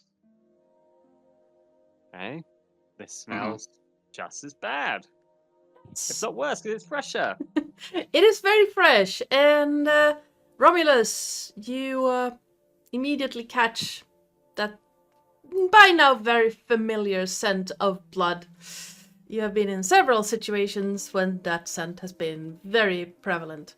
I can confirm this is not paint, this is indeed blood. Excellent.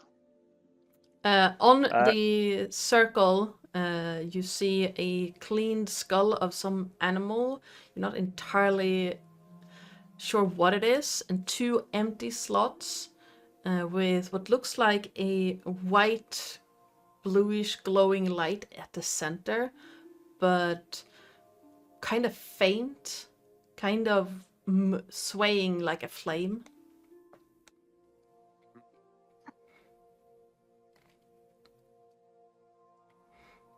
If this is the way back, which it could be, my main concern is that where will it take us back to? If it will take us back to the place where we originated, we'll be surrounded by guards. Quite plausibly. So we need However, to be clear. Let's also consider ends of teleportation usually are usually stationary. If we ended up outside here, in this general area, hand wavy towards the door bits, that means that that's normally the same way back. I'm not saying that has to be the case, but I'm saying that's normally the case. I see. This might be different, but Have you had a look at any of these scrolls lying about? If there's anything of note? I mean, we looked at the books, but other than whatever else is on the thing, no, not yet, because someone went completely spare with opening doors, so I haven't. All right, looking around the area around the circle, you do find 3 floating orbs of light, seeming to be like glass baubles with some form of ever-burning lantern style flame in them. There is one bookshelf that is packed with what looks like scrolls and notes and books. A staff of some kind lays on a desk, while 2 other desks are packed with notebooks and scrolls. And this desk right in front of you, Romulus, looks like a taxidermy desk. It has Oh. an open book and several tools used to taxidermy animals. Or, creatures. This might explain the clockwork animals. That's something. Karen, are Karen you? just pocket all the scrolls. All right. I was going to Because- ask you. Read it later. I was going to ask you as well. Are you a user of staffs or staves at all? The short answer is it depends. The long answer is if it's as a walking stick, no. But if it has interesting properties, maybe. Then I believe there is one. I'm guessing it's over here. Yeah. Is that? I'm seeing one over here that might pique your interest. Ooh. What exactly is here? On that desk, you have, it looks like a book is open on a page on how to enchant objects. And Enchant object. you see like a bunch of vials and spell components all around the desk. The staff itself looks like some form of white wood of some kind, where the root is holding a small crystal in like its clasp, like fingers like this. Karen decides to identify this. All right, you cast identify on the staff. It's going to. Do you do it immediately or do you do the ritual? Let's see what the hell it actually says. I'm considering I can't do that. Let's see. Let's see, what does it say on the thing? It says Identify will take you 10 minutes to cast, if I remember right. As a ritual. yeah. Let's see.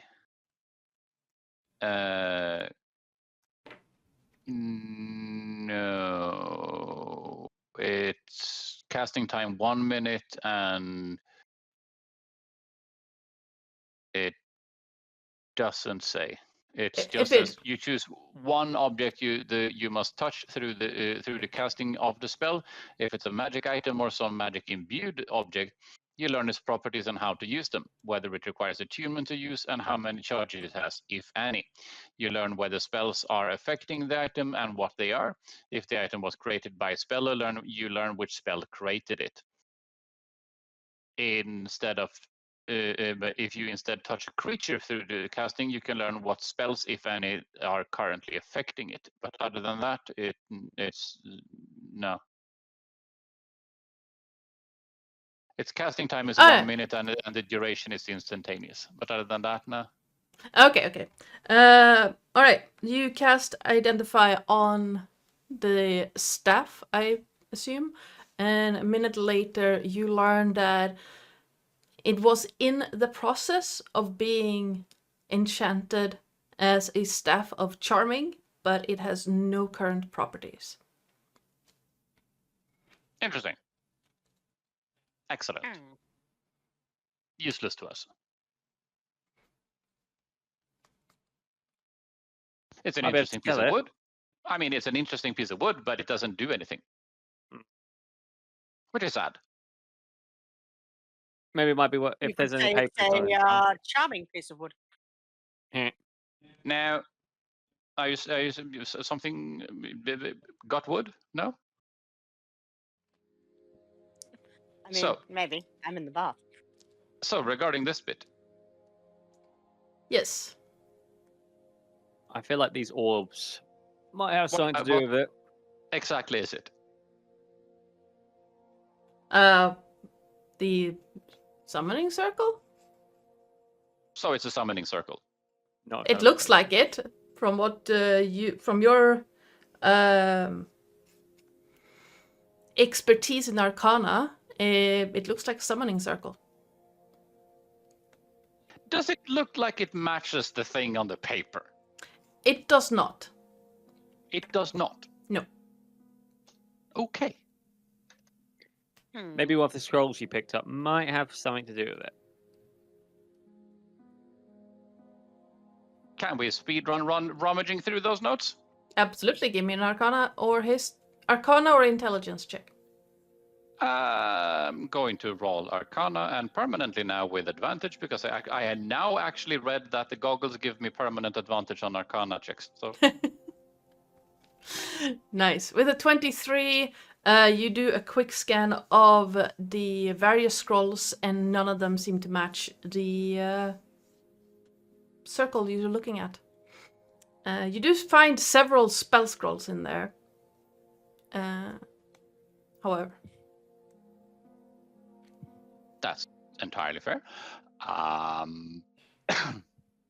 While that's happening, can I have a closer look at these, one of these orbs?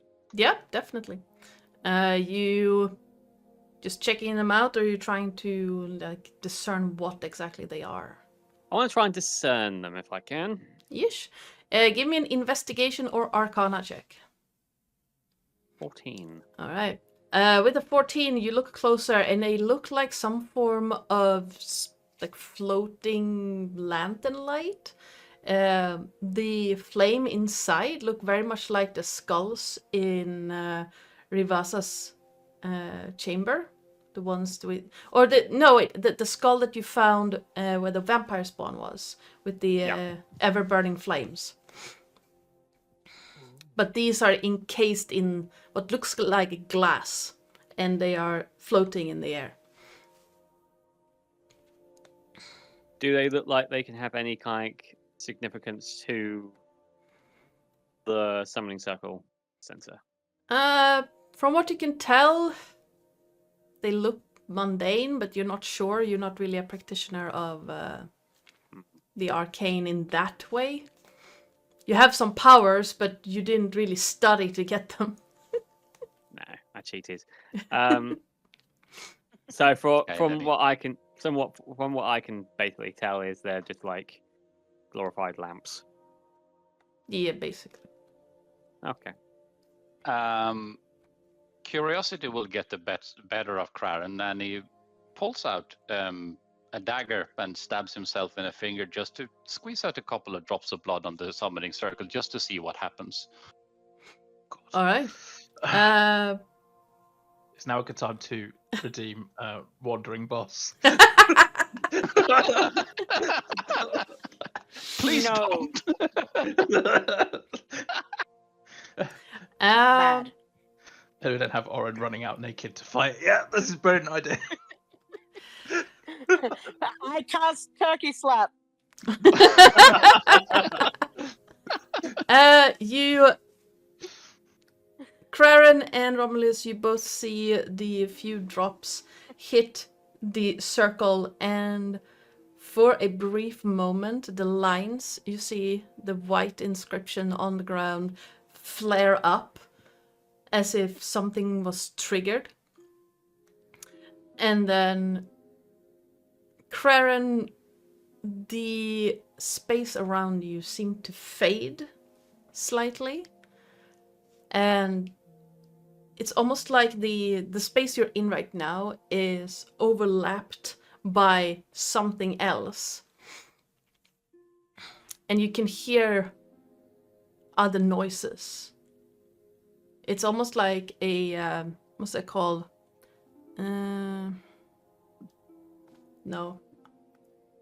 I don't know. Dissonance?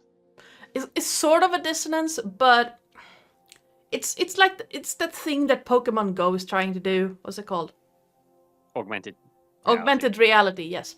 So yeah, it's almost like an augmented reality thing where you're looking at the summoning circle, you're looking at the space around, and then like it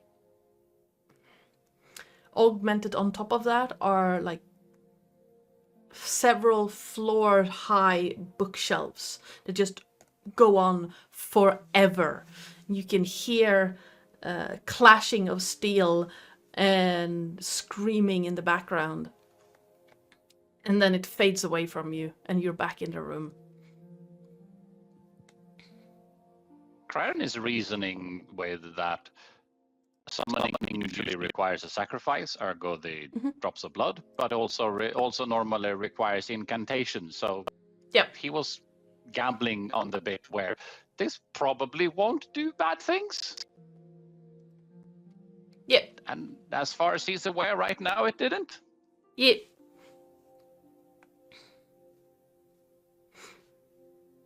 So that didn't do much. Did you experience anything? I mean, sort of.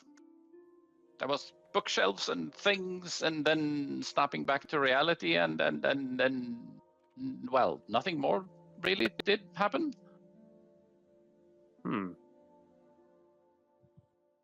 So we can rule out this being the way out then, but not sure entirely what it is either.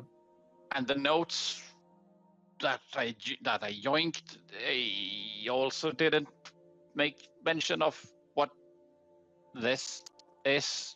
No. So there's that. Let's see what the others are doing. I'm going to assume someone is taking a bath.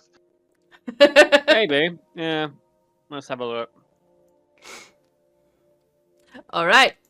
Going over to... actually, we're going to cut on over to Remus, because we haven't talked to Remus for a while. Still in the room with the broken gargoyle. What are you doing? Remus has pieced together a small amount of deductive reasoning that the room was trapped, therefore something important might be in here. And despite the fact that everyone has had some fun destroying the statue, Remus would like to investigate the room, work out whether or not the statue is some way, like it says, scrapes on the floor because the statue moves. Is the fireplace important? All of this type of stuff, please. All right, like an absolutely. idea. Roll me an investigation check. Can it be strength-based investigation? Are you smashing the statue as you're looking? No. Then no. I'm just trying to reason with having a -1 to my intelligence roll. Oh, honey. Can Craren help? If you want. He's like a ball in a china shop. He goes to look at something and he manages to smash his fist through one of the windows in accident or something like that. So let's see. Investigation. The room is now very airy thanks to the broken window. I mean, I'd help. I'm out of bodics. So. passive investigation is 16. Active investigation is 14. Yeah. I mean, I have a 4 in perception, +4 in perception, but that's a cursory glance. I'm actually investigating. Yeah. So with your Remus is down on his hands and knees, and he doesn't notice the weird thing flying above him. the statue itself is pretty good reasoning that it's probably guarding something, and the only two things in the room were the statue and the fireplace. With your combined, I'd say 6 brain cells at this point, 5 of which Craren brought. I don't know. You managed to figure out that what if it's guarding something, it's probably in the fireplace. Cool. It And with in his the 6 fireplace, but it might also be under the statue.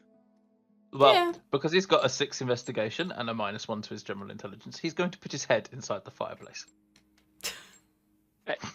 Assuming it isn't on fire. Alright, if it's not on, Yeah. put his head inside the fireplace. I've now got. yeah. I've now got.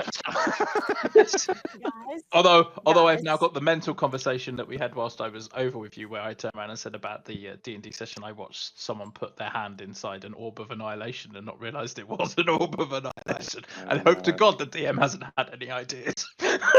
Darlings, No. you would know that Oren does have detect magic, by the way. Yes. But he's So, Remus, you shove your head into the cold fireplace. There's some light. I mean, so There's does still Craren. light coming out from the fireplace, but it's cold. And you realize some form of ever-burning flame in the fireplace, but it's not warm, it's just light. Looking inside it, Craren, you see a form of mechanism in there, but it's not on, and there is... Is there a crank? Not really a crank, but it's like... Manipulatively bits. Yeah, you can manipulate it somehow. It has some cogs and gears in there, and there are some arcane runes on it that kind of indicate...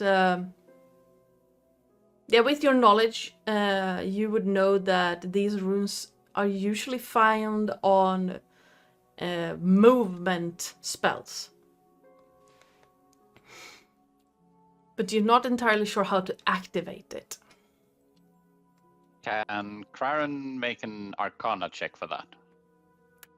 Sure. To see if he can understand how to magically manipulate it. If not, if he's too stupid to physically manipulate it, will he be smart enough to magically manipulate it? Yeah, sure. Check it out. You can definitely do that. Because when mechanical bits, he's dumb as a rock. Yeah. 20 with the 23, you look at the cogs and you see that they need to be aligned somehow. But looking around, they seem to snake up through the fireplace and then into the room itself. And then vanishing right next to the fireplace, trailing down into the floor.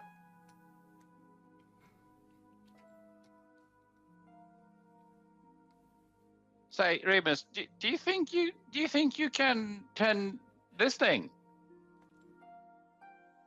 Huh? Turn it. Yeah, see if you can get it to turn and do things, because right now it seems to be stuck in some way. I can't quite see how, but Okay. Remus attempts to go and brute force the lock. Oh god.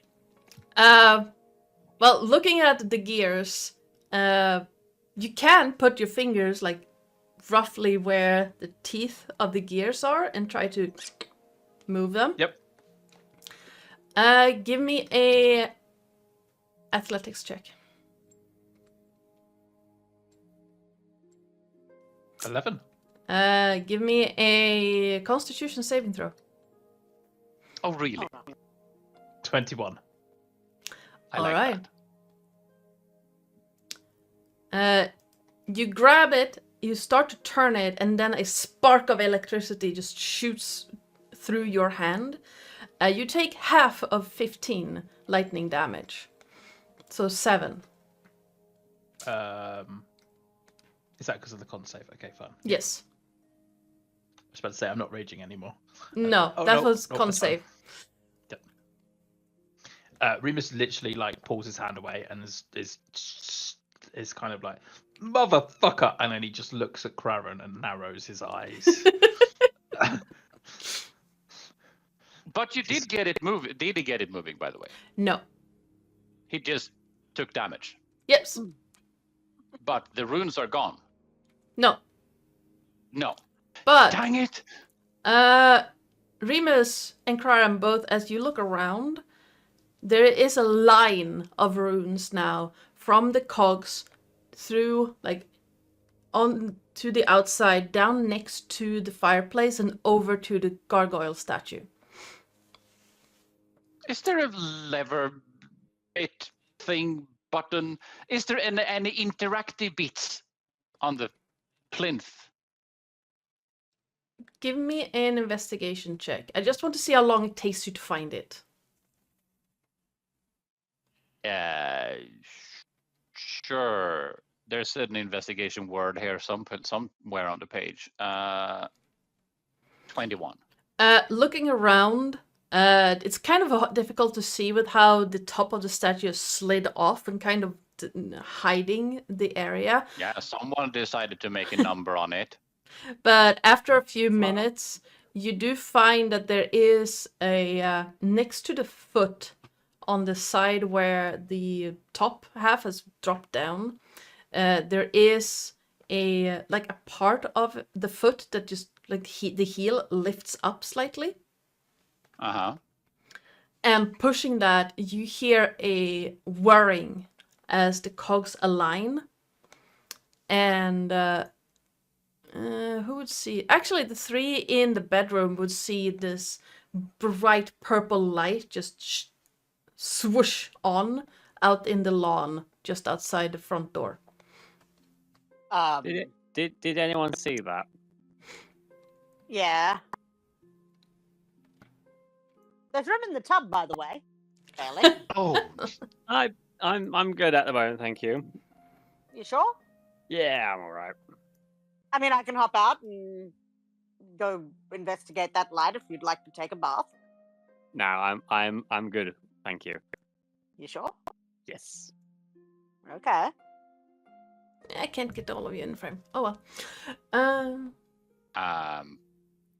Crown will just turn around and just casually mention, but I have no idea what that one just did. It did something. Maybe we should check to make sure that the others haven't been swallowed by the bathtub by accident.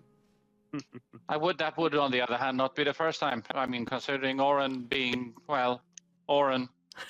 Well, considering the last time he went for a bath, we both got transported to the Fey Crossroads.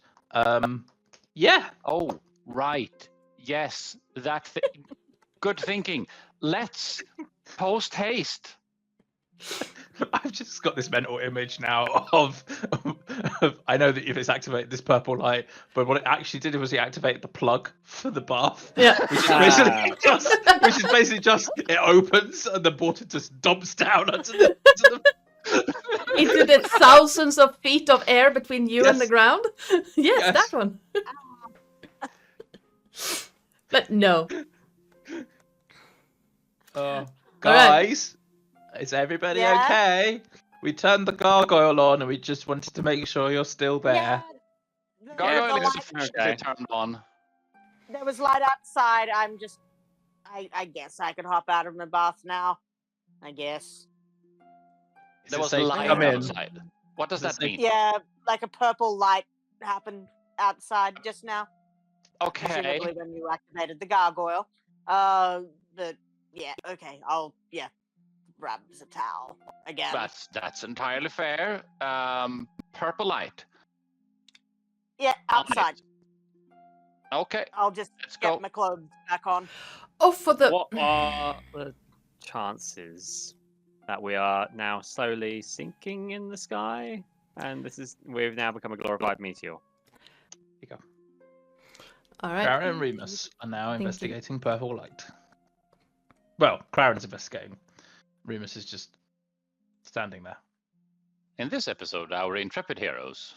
Yes. Take a bath. This is the problem when only one character is an intelligence base in the entire party. I mean, there's also that. And 2 or 3 of the other characters have all used intelligence as their dump stat. There's also that. All right. Hey, I resemble that remark. Remark. Claren and Remus, as you walk outside, there is now what looks like a circle of purple light coming off from the grass below you, or roughly where you landed when you moved here. There's also like intricate lines cut into the lawn, and Claren, you recognize this as a teleportation circle. Does that one look like the other one on the paper? Nope. Damn it. No, that was a summoning one. So Yes. this is a teleportation circle. Excellent. So we found the way back. It's rather Okay. convoluted that you have to kind of literally like flick a switch on one side of the house and then walk across the entire building. It seems To then leave. super impractical. I would have put it next to the front door. Yes. Mind you, I suppose if you're putting the bedroom next to the front door, Yeah. I guess any secret liaisons can't easily sneak away. Would Well, I suppose it Craren could. understand enough of the runes and chalk used on the circle to understand where it leads?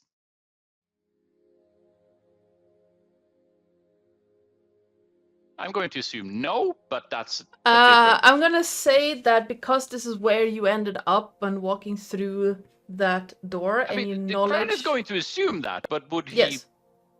know that? That's what I'm Well, asking. I mean, Crane is definitely assuming this is the thing, but would he have any suspicion, believing it's anything but? That's what I'm asking. No, like with your knowledge of teleportation circles and where you entered and exited, you are pretty sure that this is a. It takes you back to the study in Drulkantar's house. Well, Now, former next house. question becomes: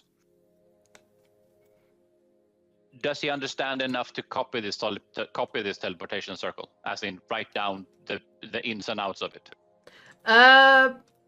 You can write it down, yes, but you also know that it is currently beyond your ability to cast it. Yes, but it's more of a let's not say it's for posterity, and more from a Craren is wanting to understand this location to understand how the teleportation circle works. Not necessarily now, but to be able to erect a similar one from the inside of the door to this place.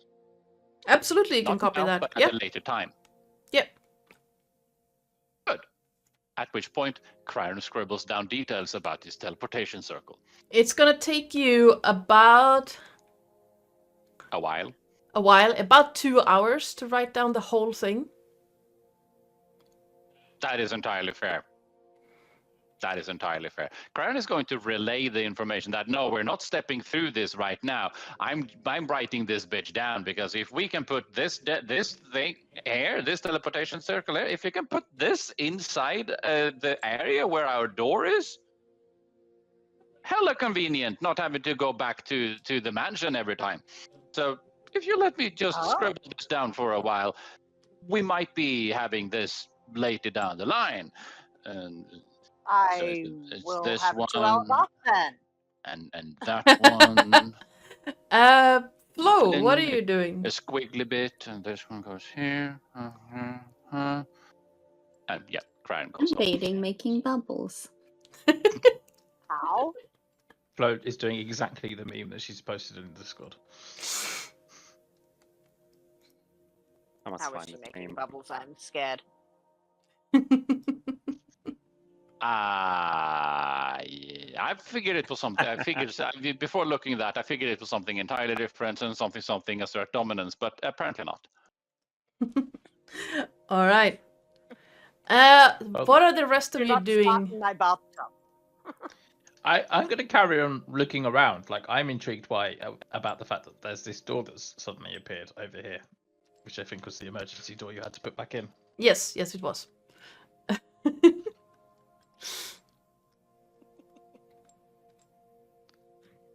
Can I? Sorry, there was a weird clapping noise behind me, and I've just realised it was the blind. I have the same level of intelligence as Remus. Don't worry. Can I try the door, please? Yes, you can. Me. Are you Excellent. checking the handle or just checking for traps, or what are you doing? I am smacking it with my warhammer. Well, you smack it with the warhammer, natural habitat. Yeah. and the double doors swing open with a creaking sound. Excellent. It's not trapped. No. And I'm Checking for walk in. traps by walking into them. Yes. Ooh, what's the pretty thing in the corner? You walk into the room and you find what looks like a, for lack of a better word, miniature orrery. With a lot of round floaty things around that you believe might be planets, with Eberron, because it's marked as Eberron in the center. And a belt around it that is marked Ring of Sybaris. And then and unnecessarily a large amount of moons circling Eberron. Yes, I have issues with the moons of Eberron. There does not need to be 12 of them.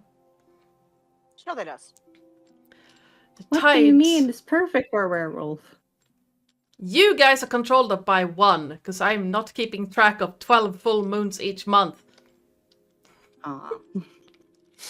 Imagine if That is there's like a supposing- different, like, But that's supposing that they have an orbit time of the same. They As don't, well. but yes. No, but what I'm saying is that, so one might be, 3 times per year. imagine if a different type of werewolf is determined by the different type of moon. Sort of like Pokemon types, but moon types. We said as much. What would happen if that one is for werebears and one is for were-tigers and one is for werewolves? One is for were-ravens. I mean, Elder Scrolls did that with the different types of Khajiit. Depending on the position of the moons when they were born, but decides what type of Khajiit you are. Chisago has wares if you have coin.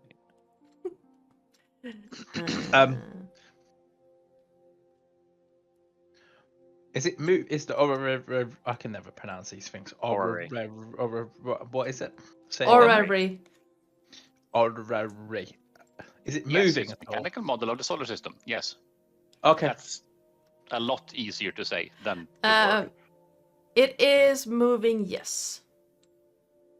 Can I poke it? Yes, you can. It moves even faster where you poke it. Okay. Is there anything else in this room other than the thing? The solar system model. There are two lamps along the walls, but that's it. And a window that once again overlooks the very No, distinct. that one doesn't fall. go there. That one doesn't go there. Fuck, I have to start over. Okay. He is basically going to come back outside and say, Craren, I know you're busy, but there's some other thing in the corner that you might like the look of. I might look at it. Do you want to copy this one down then? I mean, I guess I could copy it down. Whether or not you can read my handwriting afterwards is entirely different. Hang on a moment. Let me just jot down where I was. I said, yeah, I'll stop. Should I stand where you got to? No, And more of then a. he starts walking so towards the circle. let's not and say you did, and because I don't want you to disappear into places where you can't get back. As we don't know for a fact exactly where it leads, but we're assuming it leads back to the mansion. Oh, yes, I know where I am. And I have closest. another question for you, Craren, as the intelligence one of the party. Oren's creatures. Yes. Do they retain memories between being between them becoming the trinket ball and then coming back to life every time we open them? Last time I looked into that, I think that might be wrong, but last time I looked into things of the sort, it's more of a they exist while they are here, and while they are not, they are. Time from their perspective is frozen. But do they remember past times they were here? The short answer is they can, but not always. It depends on how smart the creature is. Ah, good. So we can use the ape as in the teleportation circle, like we used it as an experiment with the door the first time we had it. From a technical point of view, you're not wrong. Cool. So, closing the book, what did you want me to look at? There's some weird model of the planets, and it's moving. In a general what way direction? The far corner away from the gargoyle. Over in this direction over here thing? Yeah, over here. Over here, okay. Through this door over here. Through this door over here, okay. Yeah. I follow. I walk with him. All right. That is a rather interesting orrery. A what? A mechanical model of the solar system, planets and things of the sort. This is how we're on that ball. Can I make it go faster? I mean, that doesn't make the planet we're on move faster. This is just a representation of where the moons are and how they interact and do things. It is quite ornate, and it's really good looking. Does it actually do things though? Asking DM. Or is it just an orrery that you decided to put here for no discernible reason? Other than the wizard living here might have an interest in the movements of the planets and the moons? No. No, more of it doesn't attack us, unlike the other room. No, it does not. It seems to be moving as an orrery should, though one of the moons is slightly off kilter right now. So it's more wobbly bits now. Yes. And Is that moving because of Remus's previous poking of the... Yes. It's moving a little faster than it should. Cool. Could you imagine if that actually affects the real world? And what happens if I've accidentally picked the moon that governs your transformation and suddenly sped it up? Oh no. Human, wolf, human, wolf, human, wolf. Speaking of, Cryan, who you are pretty familiar with how an orrery works, you see all the 12 moons, and each of them has been labeled with the names, and you do see the moon of Olarun, which is the one that governs lycanthropes, and judging by how it's turning, you guess you have probably 10 or 11 days until it's full. That's entirely fair. Because I'm going to assume that no one in this party, Cryan included, actually have a calendar. No. I.e., not really being able to keep track of time unless you're in a city. Basically, yeah. This helps. Things like maps, calendars, things like that are kind of expensive and not something people usually carry around on them. Cryan needs to make himself a magical map that will always show his current location. You want the Wayfinder's map. Mechanically speaking, don't we have something like that already? Because our map is... Oh no, our map just translates the route of the railroad back to... Yes. Derek? Yes, I was about to say Darius, and I'm like, no, and then I've now got colorblind stuck in my head, so I apologize for everyone else. So, that doesn't do anything special, does it now? The orrery? No.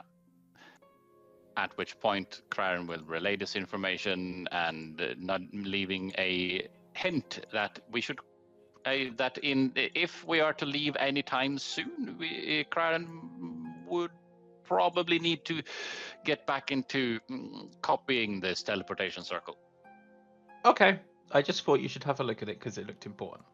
Oh yeah, and it's really pretty, but from a being fun perspective, it's rather boring because it doesn't do things, but it is really neat. So thank you for showing me. Okay, cool. I'll leave you to the teleportation circle. All right. So, yes. That squiggly one goes there. And Cryan leaves, and Remus immediately starts trying to spin some of them slightly faster and some of them slightly slower, and it's just, he's playing with it now, okay? Oh, God. It's absolutely. like one of those kits you put in front of children that've got like the blocks that move on the wires and stuff. Yeah, he's literally like... Except this is probably worth more money than Remus has ever seen in his life. Yes. At some point you hear a crash as he's managed to smash two moons into one another. And And would you look at Oh, that? what was that? Oh, no Two one's yelling moons at that. actually disappeared from the sky. I know several people who would love that. All right, Romulus. Well, I've noticed in the bedroom there is a desk here, and I don't think anyone's particularly looked at it. Mm-hmm. I was wondering if there's anything of note in here. It looks like a standard writing desk with a large row of what looks like various notebooks. Looking through them, it looks like it's basically expenditure ledgers, most of them. Pulling out the drawer under the writing area, you do find a brain work. We found a brain. Yes, hi. Hey. Give me, An please. intellect devourer. A fountain pen, a inkwell, and some bits of paper, and what looks like an open skein of red yarn. Oren, I think I Yeah? found something for you. Oh, Do you like red yarn? I like all yarn. Well, there's some yarn in here, considering it's here on its own quite... Like, do I see anything on this desk that the yarn can be, like, related to? Like, has it been used for anything that is on this desk, or have I seen anything that it could be used for? Looking at the yarn, you are kind of reminded of some like fur details on the mechanical animals that you were fighting. See, Oh. I think I found the thing that's holding those animals together, or the fur anyway. Would you like it? Yeah, why don't you put it in my pack for me? It's over there. I shall. Watch out for Pierce. Watch out for Pierce. I will pop it next to your pack. That works. Yeah, he shouldn't bite you, but I don't fancy being a were-scorpion on top of a werewolf. oh no, he's not aware of anything. I don't fancy being a scorpion on top of a werewolf. That's fair.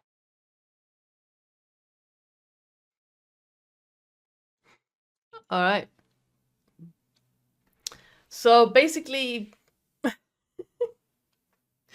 it will take Craren a total of 2 hours to copy down the whole thing.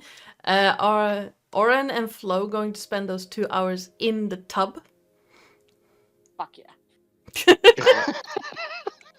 As long as it's warm. It's gonna look like a fucking broom by the end of it. Oren comes Yes. out. Oren comes out without the requirement for the nanny knits makeup. No, he won't spend the whole time in there. He'll make sure he is thoroughly clean and completely relaxed, and then pop out of the tub. All right. Making bubbles. I have concerns. How are these bubbles happening? Why are these bubbles happening? How dare you?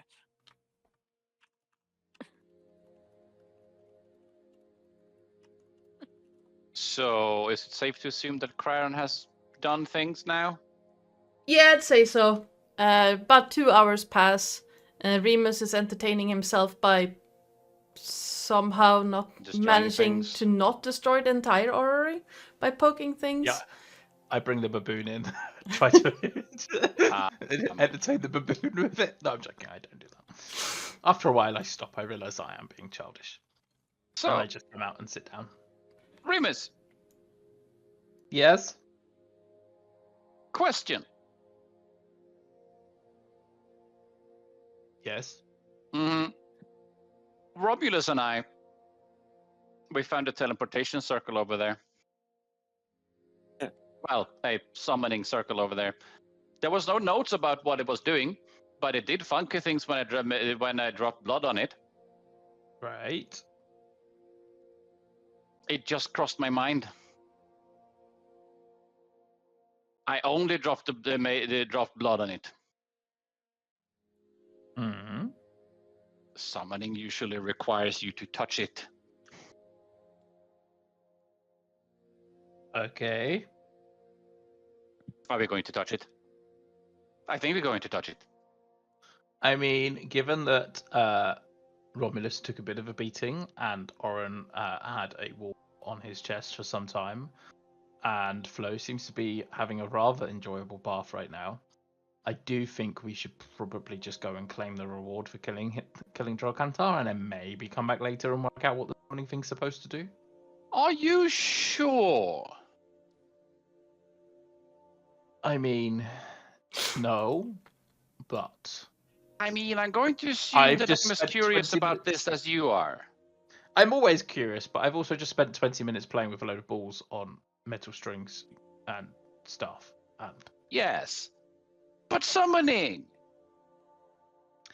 well, if you know how to actually activate the full summoning circle, I have a vague idea. sure. Would you like me to And if gather it the doesn't others? do things, it doesn't do things.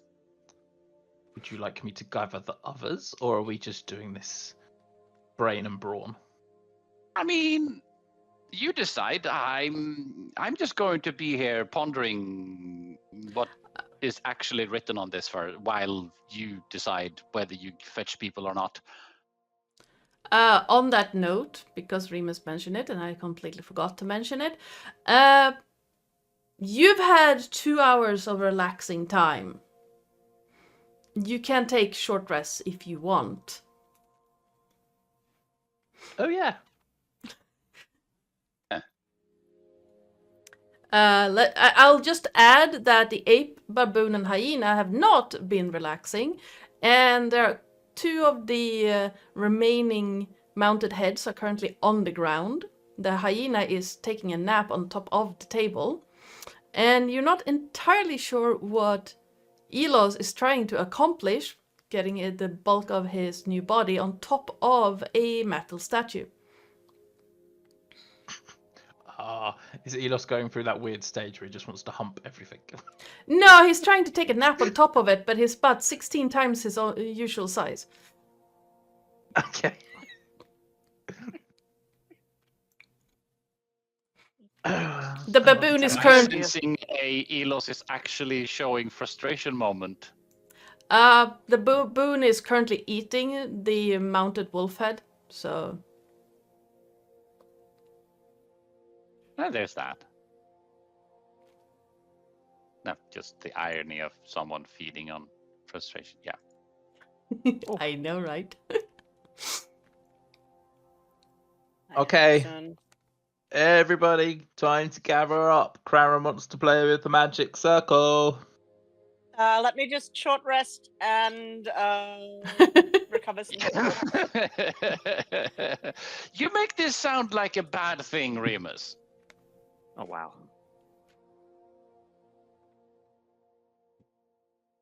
I think. Do I have Song of Rest? Let me check. I would should say have we your had a fast nice travel. rest in the bathtub. Yep, Mhm. I'll also give you Song of Rest. So each of your dice does an extra d6 of healing. In that case, then I'm most likely on full health. Wonderful. Yours.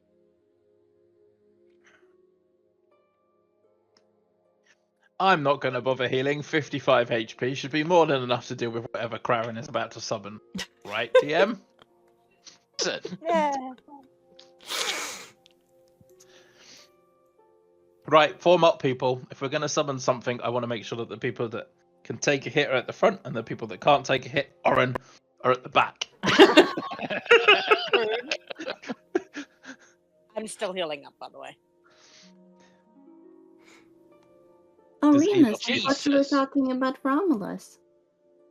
Well, Romulus can occasionally take a hit.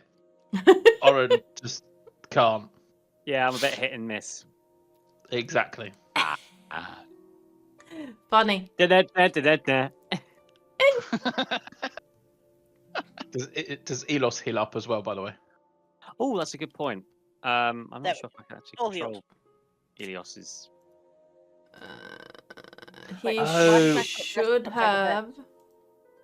He is I've a just- CR4 creature, so he has 4 hit dice. Let me check what hit dice he has. He has 4 d6s that he can roll total. 4d6s. Now, can I actually do that on his sheet? I don't think there is a short or long rest option for NPCs in that manner. Should I just roll 4d6s? Depends on how many hit dice you want to use. Let's go for 2d6 then, just so. Yep. So I need 3 Wow. people to put their hands up who want some extra temp hit points. I took some extra. Okay, Flo. Who else? I mean, I've not bothered healing, so I'm happy to take some temps. Yeah, that might Okay. be a good idea. Okay, Flo and the twins. I'm casting Aid on you. Thank you.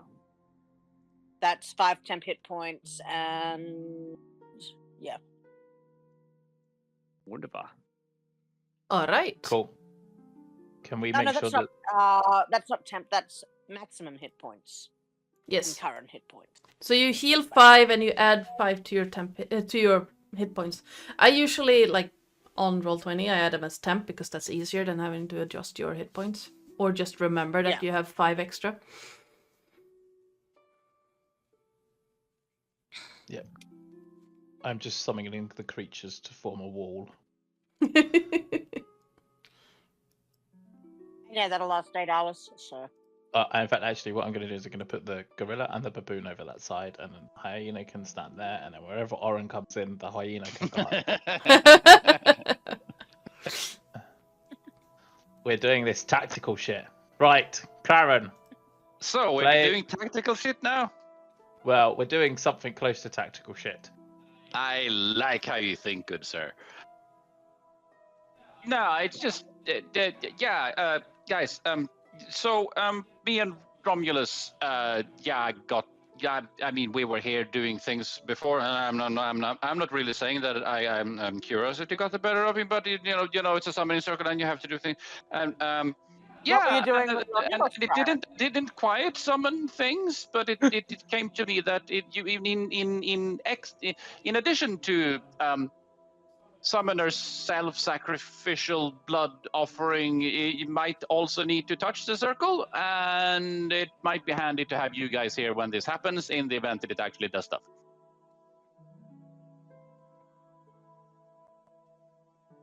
Great, no one is objecting.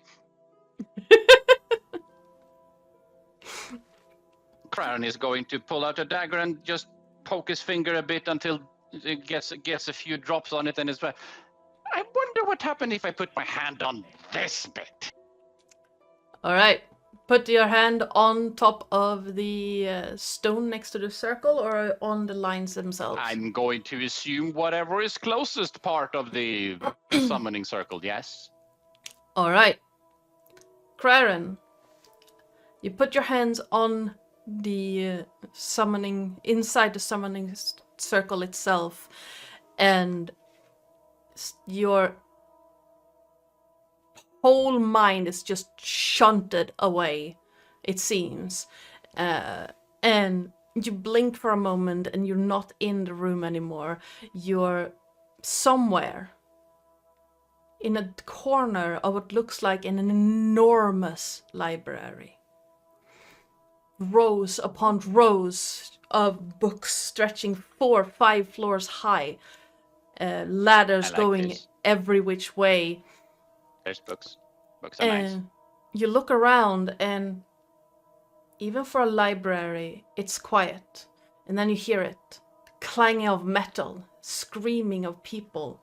You look down, and the lower levels, the floors, are sprayed with blood.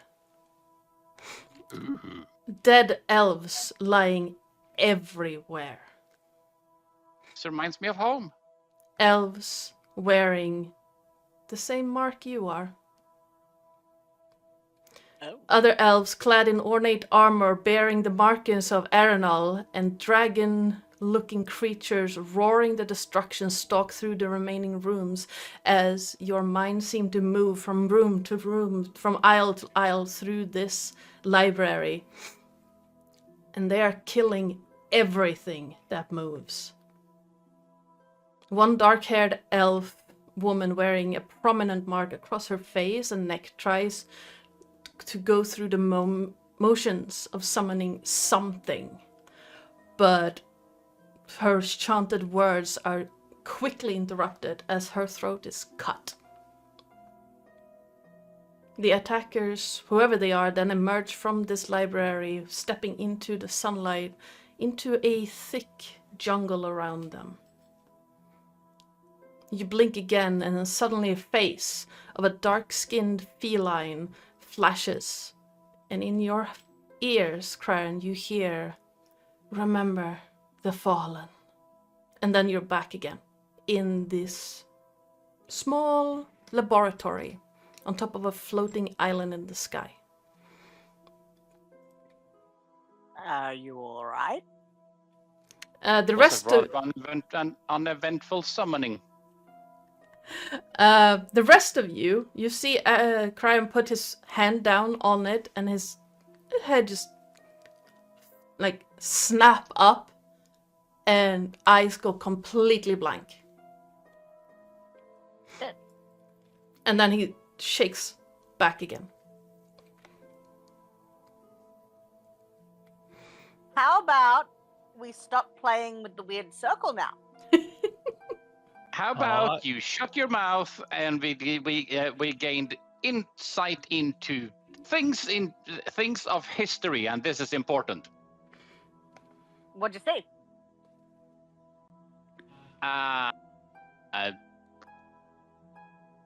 Let's see, how the hell would Craren phrase this? Death and lots of it. Oh, so Tuesday. You saw Tuesday. Got it. But it shows you some sort of history, something that's happened in the past. Yes. It happened a while ago, and by a while ago I mean a long time ago, and by a long time ago, people treat this as not necessarily myth, but it's that kind of far ago. The destruction of House Vol. Does that ring a bell with people?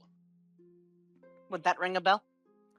I mean, Anyone who wants can give me a history check. It should be common knowledge. Sort of, I'm yes. from a different continent, so I rolled a 3. What did I roll? Oh, 19, surprising. I might know something. Yep, that's Yeah, about what I was duh. expecting. Dang! I rolled a 1 or 0. All Oh right. no, that's my Wow. first one for. That's my first one for The Terris's quill. blanket as well. Yes. Yep. Uh, Let's see. What is that? So, how shall I phrase things? Romulus, you seem to have some understanding, right? Surprising. yes. Okay. And then nothing. So many moons ago, there was amongst the other houses also a house called House of Vol, and they had different views on how to utilize resources, mainly preserving life in their own very special way. Some people might have objected that they were raising other people's soldiers for their own army, but that's a minor detail. And one of the reasons they weren't really seen too kindly was they wanted to how shall I phrase this without it sounding like I'm trying to make them seem like bad people? They were trying to intermingle dragon marked with dragons. And Okay. other houses objected to this because apparently they saw that as a abomination and words of the such. So they collectively agreed that House Vol needed to be no more. And this vision I just had was from the destruction of House of Vol. They more or less murderized everyone, you know, like you do with people you don't necessarily like or agree with. But much like anything else, there's you kill most of the people in the same spot and then they go away because they have no power anymore. But yeah, that happened and then time passed. Now we're here. Yes, so that was a bit of a moment of history. Just adding to Flo and Romulus, both with your roles, when Craren mentions the House of Vol, you do remember that there is a religious order known as the Blood of Vol that are pretty strong in the nation of Carnath, where towards the end of the last war, they raised soldiers that had fallen in the war to fight again, with the reasoning that why should we sacrifice the living when the dead have already died? It's called recycling. And probably also points to Craren's method of healing.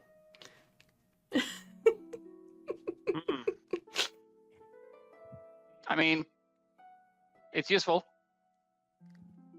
Did you point that out? Just are you from that house, Craren? I wouldn't go as far in that sense.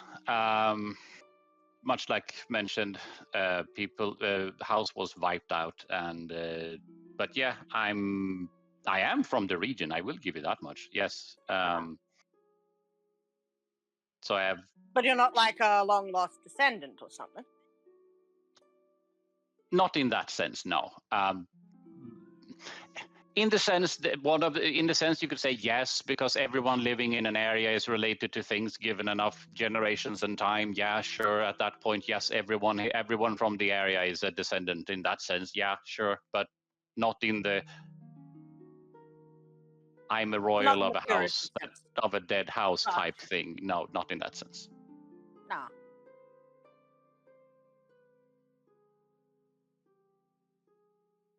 But yes. Would have been neat. That would have been really neat, but that would also mean that in the event that would have been true, that would mean, well, that would mean a lot of things actually. That would mean that the leading houses didn't actually finish the job. That would mean that there would be a huge target upon our party. That means a lot of things actually from a geopolitical standpoint, which we could have a lengthy discussion of, but maybe not here, right? Maybe not right now. Fair. Okay, that's quite a That would have been neat. quite a lot to unpack there. It is. We can have further conversations on this, at any time you want. Yeah, we can discuss this a little later on, perhaps. I mean, Summoning Circle didn't actually summon anything than tidbits from history, happy memories from and things. So that didn't bring any beasts to this plane. That didn't happen. So we have to have a teleportation circle. Let's see if that actually takes us back. We're going to assume it does. We have no reason to believe it doesn't. But Remus said something smart. Let's see if we can yeet a simian into it and hope that it doesn't get destroyed. Hey, poor baboon. So, hold on a minute. So this circle showed something of your past. Not necessarily my past, but more of from a region. I'm from the region where you have the religion, the Blood of Vol, which was a thing that happened long after the destruction of the House of Vol. So while I'm from the area, so this is history from the area where I'm from. Does that make sense? So it's not Yes. necessarily my family in that sense, but more of this is from, this is long ago type history from the area where I'm from. Does this make sense? Do you think if someone else were to do what you've just done, i.e., provide blood sacrifice and put their hand in the summoning circle on the summon circle thing, they would be provided something of their own region of where they that came from? may or may not be true. Be my guest and try. Only one way to find out. Yeah. Yeah. Yeah. Remus Let's all will, play with the summoning circle. yes. Remus will walk forward, slice open his palm, and put it down exactly where Claren's hand was. All right. Please let it be that they would watch the same horrors that Claren just did, just for the sake of argument, to get a visual for what he is so poorly trying to relay. I am very sad to disappoint you. Damn it. As Disappoint who, by the way? Claren. And by extension, Andy. But Remus, you place your hand on top of the summoning circle, and for a brief moment, everything goes first to like a pinprick and then just expands out. It's like your mind is trying to connect with every living being in the room until eventually it hooks on to Romulus. Mm-hmm. And both of you see this island kingdom stretching out, an This archipelago. Islam. And high above it, you see this ruby-scaled dragon passing back and forth, flying, spewing this kind of lightning fire breath down on top of something on the ground.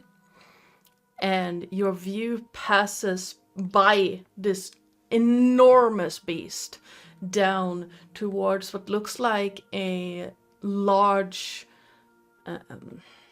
mansion, for lack of a better word. It's not a castle or a palace, but it's a large building. Villa? Yeah, like think a Roman villa kind of building. And your collective vision stops just above what looks like a dining room with a man standing to one side, white hair and bright blue eyes, and in front of him another man is kneeling, old and scarred, and the white-haired man turns to look at the kneeling one, holding what looks like a big bundle with two sleeping children in. Handing it over to the kneeling man, he says, Eberron, keep them safe. Take them far away from here while I'll try to calm my beloved. And the white-haired man then, handing the bundle over, runs hands through each of the children's hairs, whispering something. The kneeling man then nods, grabs the bundle, turns, and runs out of the villa, only stopping once to look up at the huge dragon in the sky, and then continuing down towards the beach as the dragon comes down and completely destroys the villa. Oh dear. Everything around this man is now on fire and destroyed.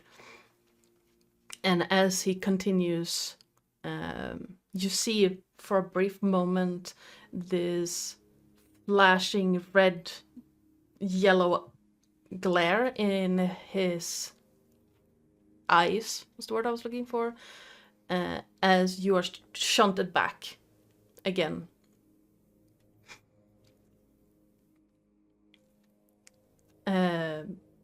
Again, everyone around would have seen first Remus just look up, eyes completely glazed, and then Romulus staggering and doing the same before both just shaking their heads. So how was it?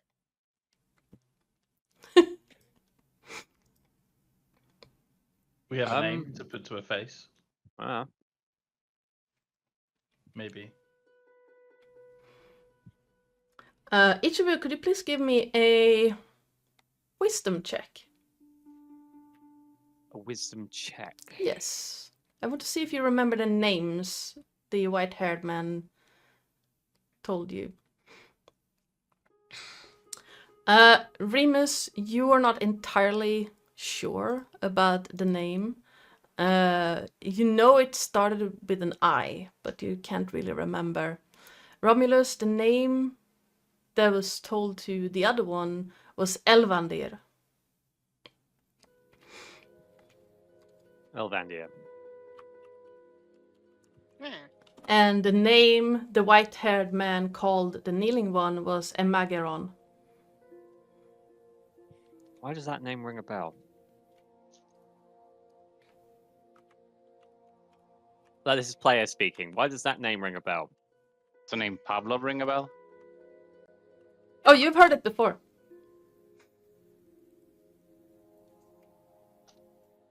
Where did we hear it? I mean, I Oh, can tell hell. you, or you can come up, remember it yourself. Reading notes. Please tell. It's the name of Lunette's employer. Oh. Eberron. Mm. Or Elvandir. Eberron.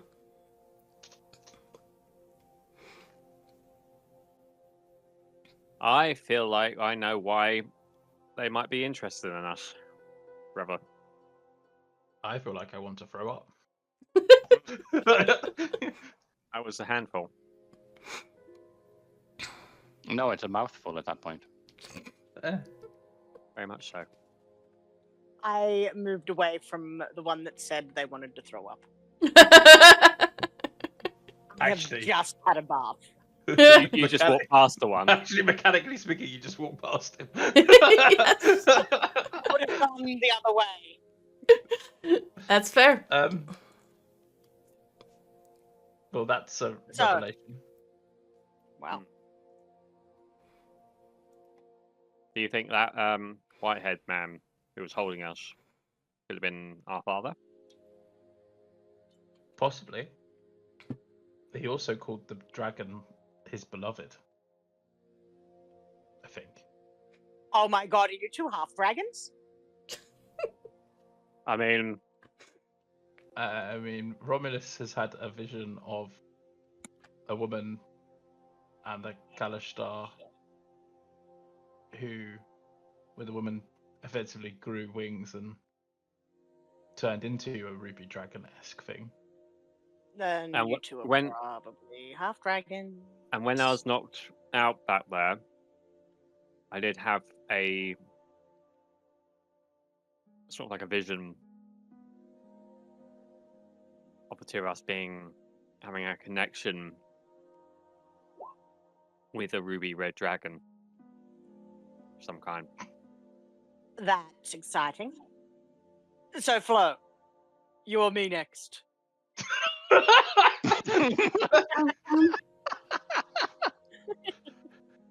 He's no exception. Fine, thank you. You don't want to do it? And you can see her ears fall all the way back and her tail between her legs. Oh, I'm sorry. Okay, I'll do it. All right. Do you shed blood first, or are you just touching the circle? Oh yeah, he'll shed blood first. All right. Putting a hand on the circle, Oren, you blink once, and you, instead of in this laboratory, you are standing at the top of a hill, what looks like a fortress behind you, and like brightly colored woods all around you. Ooh. It's not like the jungles where you grew up or near where you grew up. These are odd, strange, like enormous mushrooms and strange, brightly colored trees and flowers all around you. Looking down, you're wearing what looks like armor made out of brambles and leaves. Completely clad in green. And in your hands, you have a very slim, extremely lightweight glaive. And you look up, and in front of you, you have maybe a dozen shrouded knights coming towards you at a pace. You, Oren, have no time to react, as whoever is controlling this body just rushes forward, glaive wielding, twirling around and cutting through whatever these things are with ease, falling left and right around you. You have this nagging feeling at the back of your mind that you have to protect that fortress. You have to keep it safe. The most precious thing in your life resides just behind those gates. And then you hear movement to your left, and you see a woman clad in similar garb run up next to you. But in her hands is not a glaive, it's a shield and a long sword. She runs, keeping pace, as both of you cut through this wave of shrouded knights. You are a little bit faster, and you reach the end where bigger one... where a bigger one seems to block the path.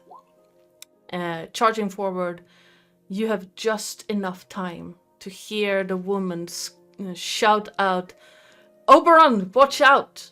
as the sword just cuts straight through you. Oh. And then the world goes dark, and you're back in the laboratory. Well, that was interesting. Go on. He will explain that in detail. All right. Ooh, I like that. Death, Yeah. destruction. I like that. Green Lord? Yeah. Shrug. Eberron. I wouldn't mean that we are in a hurry, but we should deliver the head to one of the witches. I heard they don't like Yeah. waiting. I mean, on the other hand, Are you sure you don't want a glimpse? I mean, I can try. You don't by have all to. means, I'm just it's saying, Yeah, no if you're harm. you know, if you're really not feeling it, it's okay. We're not. yeah, there's just I mean, That's- we're not making it, just assuring that there's no harm coming from this. There will be information. All Yeah. information might not be pleasant information, but there will be no harm done to you. Oh, okay, I can try. And she will cut a little bit of her palm and shakily looking very terrified, put it on the circle. All My right. heck. The familiar view all around you fades, and you find yourself soaring above the plains of Droam, just outside the Great Crag.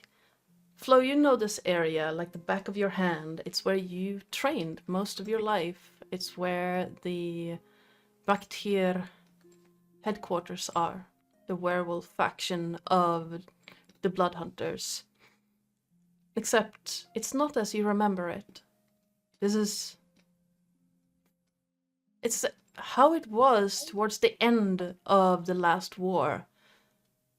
And you see a large amount of white-clad individuals running towards the keep where the werewolf faction holds, well, their trainings. Running out to meet them, you see a horde of both hybrid and full wolf werewolves running out and clashing. And then from the back, you hear a voice you recognize plainly. Riker White Whisker walking out, raising a hand and just calling the others back before running out to meet the horde, spinning as he goes and throwing what looks like 3 grenades into the oncoming group.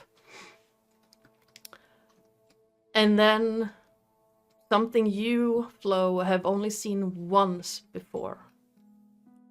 Riker continuing to run towards, and then the sound of snapping bones as a huge wolf takes the place of the half-elf, easily 20 foot tall, running towards this group.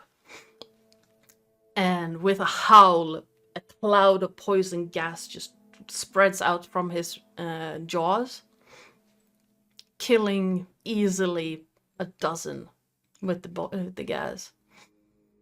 Wow. Continuing running, tearing back and forth, and then you hear what is a hail of gunfire, and he's stopping briefly. The silver white coat completely stained in red on one side, stumbling in his thread. The wolf falls, crushing 6 under him, before turning back into Riker's form, and the usually crazed grin slowly fading from his face as you are thrown back into the laboratory, your mind back into your body. Wow. You will see her just stagger back and like sit in the corner, very terrified. Oh, Alright, Are you almost go alright? over and like make sure she's okay.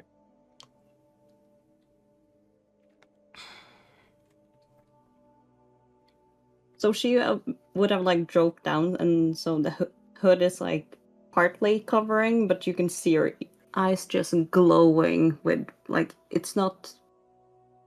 She's not crying. You can see she's shaking, but you see that she's trying to hold her like form. That there's like pure hatred in her eyes.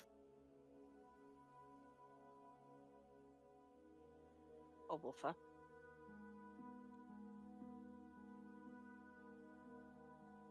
If you need something to hit, I think we're in a pretty good place, to make a glorified rec room. If you wanted to let off some steam, if what you saw affected you that much.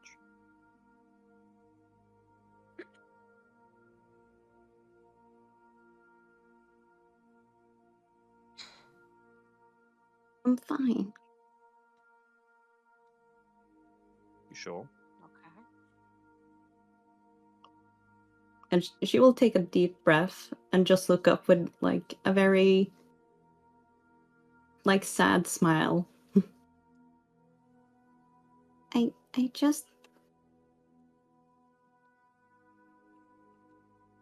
just don't like old memories. They can be painful sometimes. if you want to talk about anything, you know, we're always happy to listen.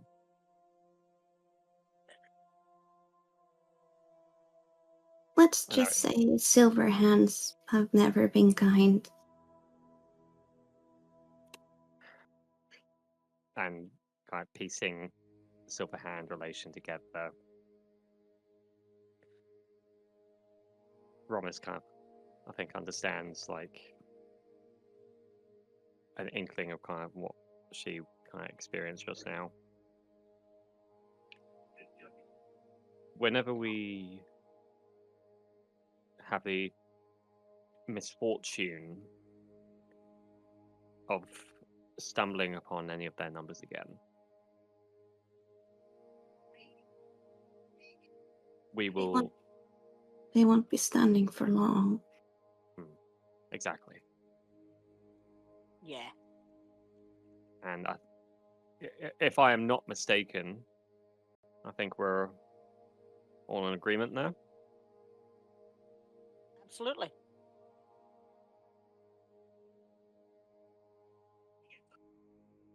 I'll take that all as a yes from everyone. Okay. Yeah. Mhm. And Yeah. I'm We really are. sorry. You did talk about it loud that it was your dad and stuff, right? And Dragon. Yeah. I'd say so. And I'm very sorry for the inconvenience of biting you if you're also a half dragon. Oh my god, I need to tell. Oh no! You can start going to panic instead. No, you're fine. You're fine. Could you imagine how badass it would be if when I have my first transformation, I can breathe fire and I've got dragon horns? I mean, let's And you can see her even more terrified because that reminds her of like the wolf. I never remember her name. Jerica? Jerica, yeah, and she's like, oh no, I made another Jerica. No, I mean- hopefully I won't be. I'm not as. I don't think I'm going to be quite as intense. You're not a bitch. You're not a bitch. I'm not a bitch. Exactly. You're dumb. But Yes, like, now. I am me, not Jerica. So okay, you're So- gonna think this is very weird, but you will see Flo tilting your head and be like, But I'm a bitch. I'm a girl. Yeah, not but you're not a that nice kind. Not bitch. that. You're a nice bitch. Is there bad bitches? Oh yeah, there's bad bitches. Did you just? I mean, yes, you did, but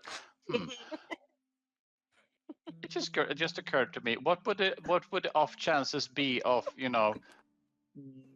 where Kalash? oh my god, I killed Nat. Dragon. So, yes, what would the off chance of that combining into just being a were dragon? Oh, that was brilliant. That would be so freaking cool. That would be. I have a write-up for that. For reasons. Oh no. Because in our mod game that ended like 2 years ago now, Yes. Charles was playing a human fighter named Darius, who had been fed dragon blood against his will and was turned into a were-dragon. Well, I mean, So I have the write-up for that somewhere. what a good opportunity it is. If you never got a chance to use it, then what better time? Yeah, unfortunately our mod game fell by the wayside, but it was fun while it lasted. Yeah. Yeah. Can I ask for a favor, though? Yes. Not you, DM. Oh. Yes. I know it's a little bit of a detour. Mhm. Not too much, but could we go a little bit close to the forest? I kind of need to check something out. Don't see why not. Yeah, Durin wanted me to see something. I'm not sure what, though. Kitty. It's a Oh voice. yes, slap the face. She's like, nope. She doesn't like being picked up normally, but because I've got like wooden floor here, she couldn't dig her claws in. So I'll give her a brush later, and she'll forgive me. Oh, poor baby. She is very, very well loved. Anyway, yes, we So, can. We can. Are we going to the teleportation circle and discussing while we're walking, or are we? What are we doing? Teleportation circle. Animals first. So go ahead then. First. All right, you're shunting the ape in first. Yes. Where No, is this? no. We're deploying baboon first, just purely for the Okay. name. deploy, Deploy a baboon. I'm lost. All right. Well, Not to be mean, Oren, but I don't think you should be last. I said I'm lost, not last. oh. He has no idea where he is. For the sake of information, the 9 squares you're occupying is the teleportation circle. Just putting it out there. Yeah. So you landed somewhere roughly here. So I'd say. I mean, Yay. center about here-ish. Yeah.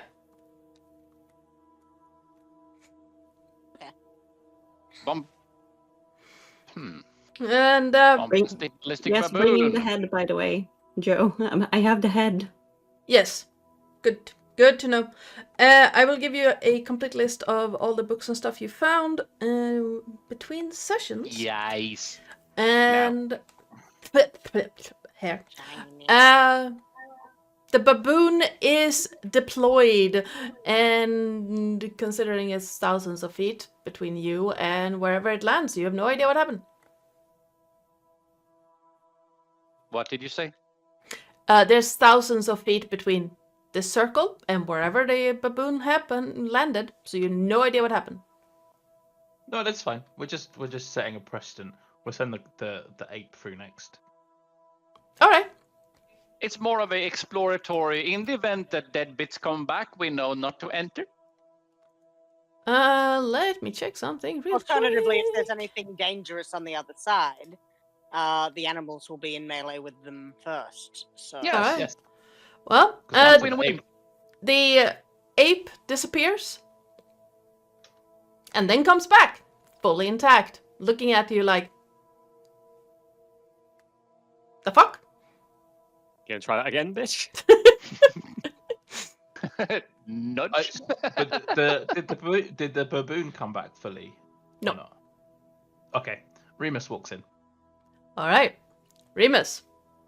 You walk in through the circle and you feel that kind of tug again that you felt the first time, and then you find yourself in the study.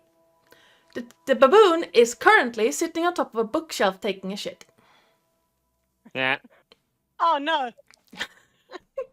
Not the books. I'm going to assume that Craren follows suit I'm gonna All right, put, we'll because hop on people through. disappearing into teleportation circles. Yeah, let's.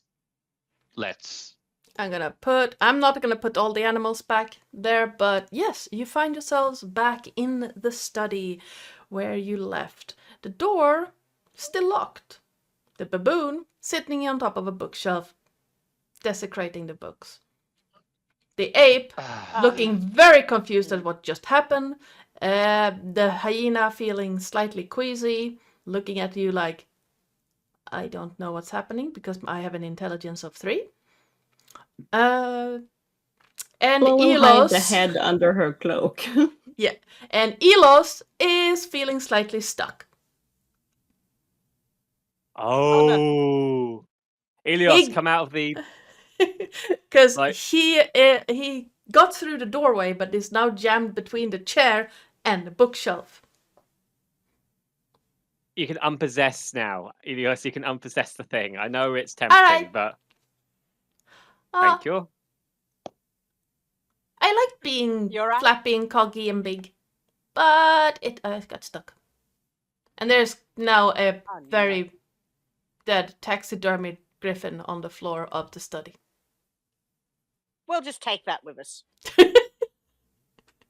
I think that's a perfect place to end today's session. You guys get to figure out how you're gonna get a taxidermied griffin, or a hippogriff actually, through the mansion without raising too much suspicion.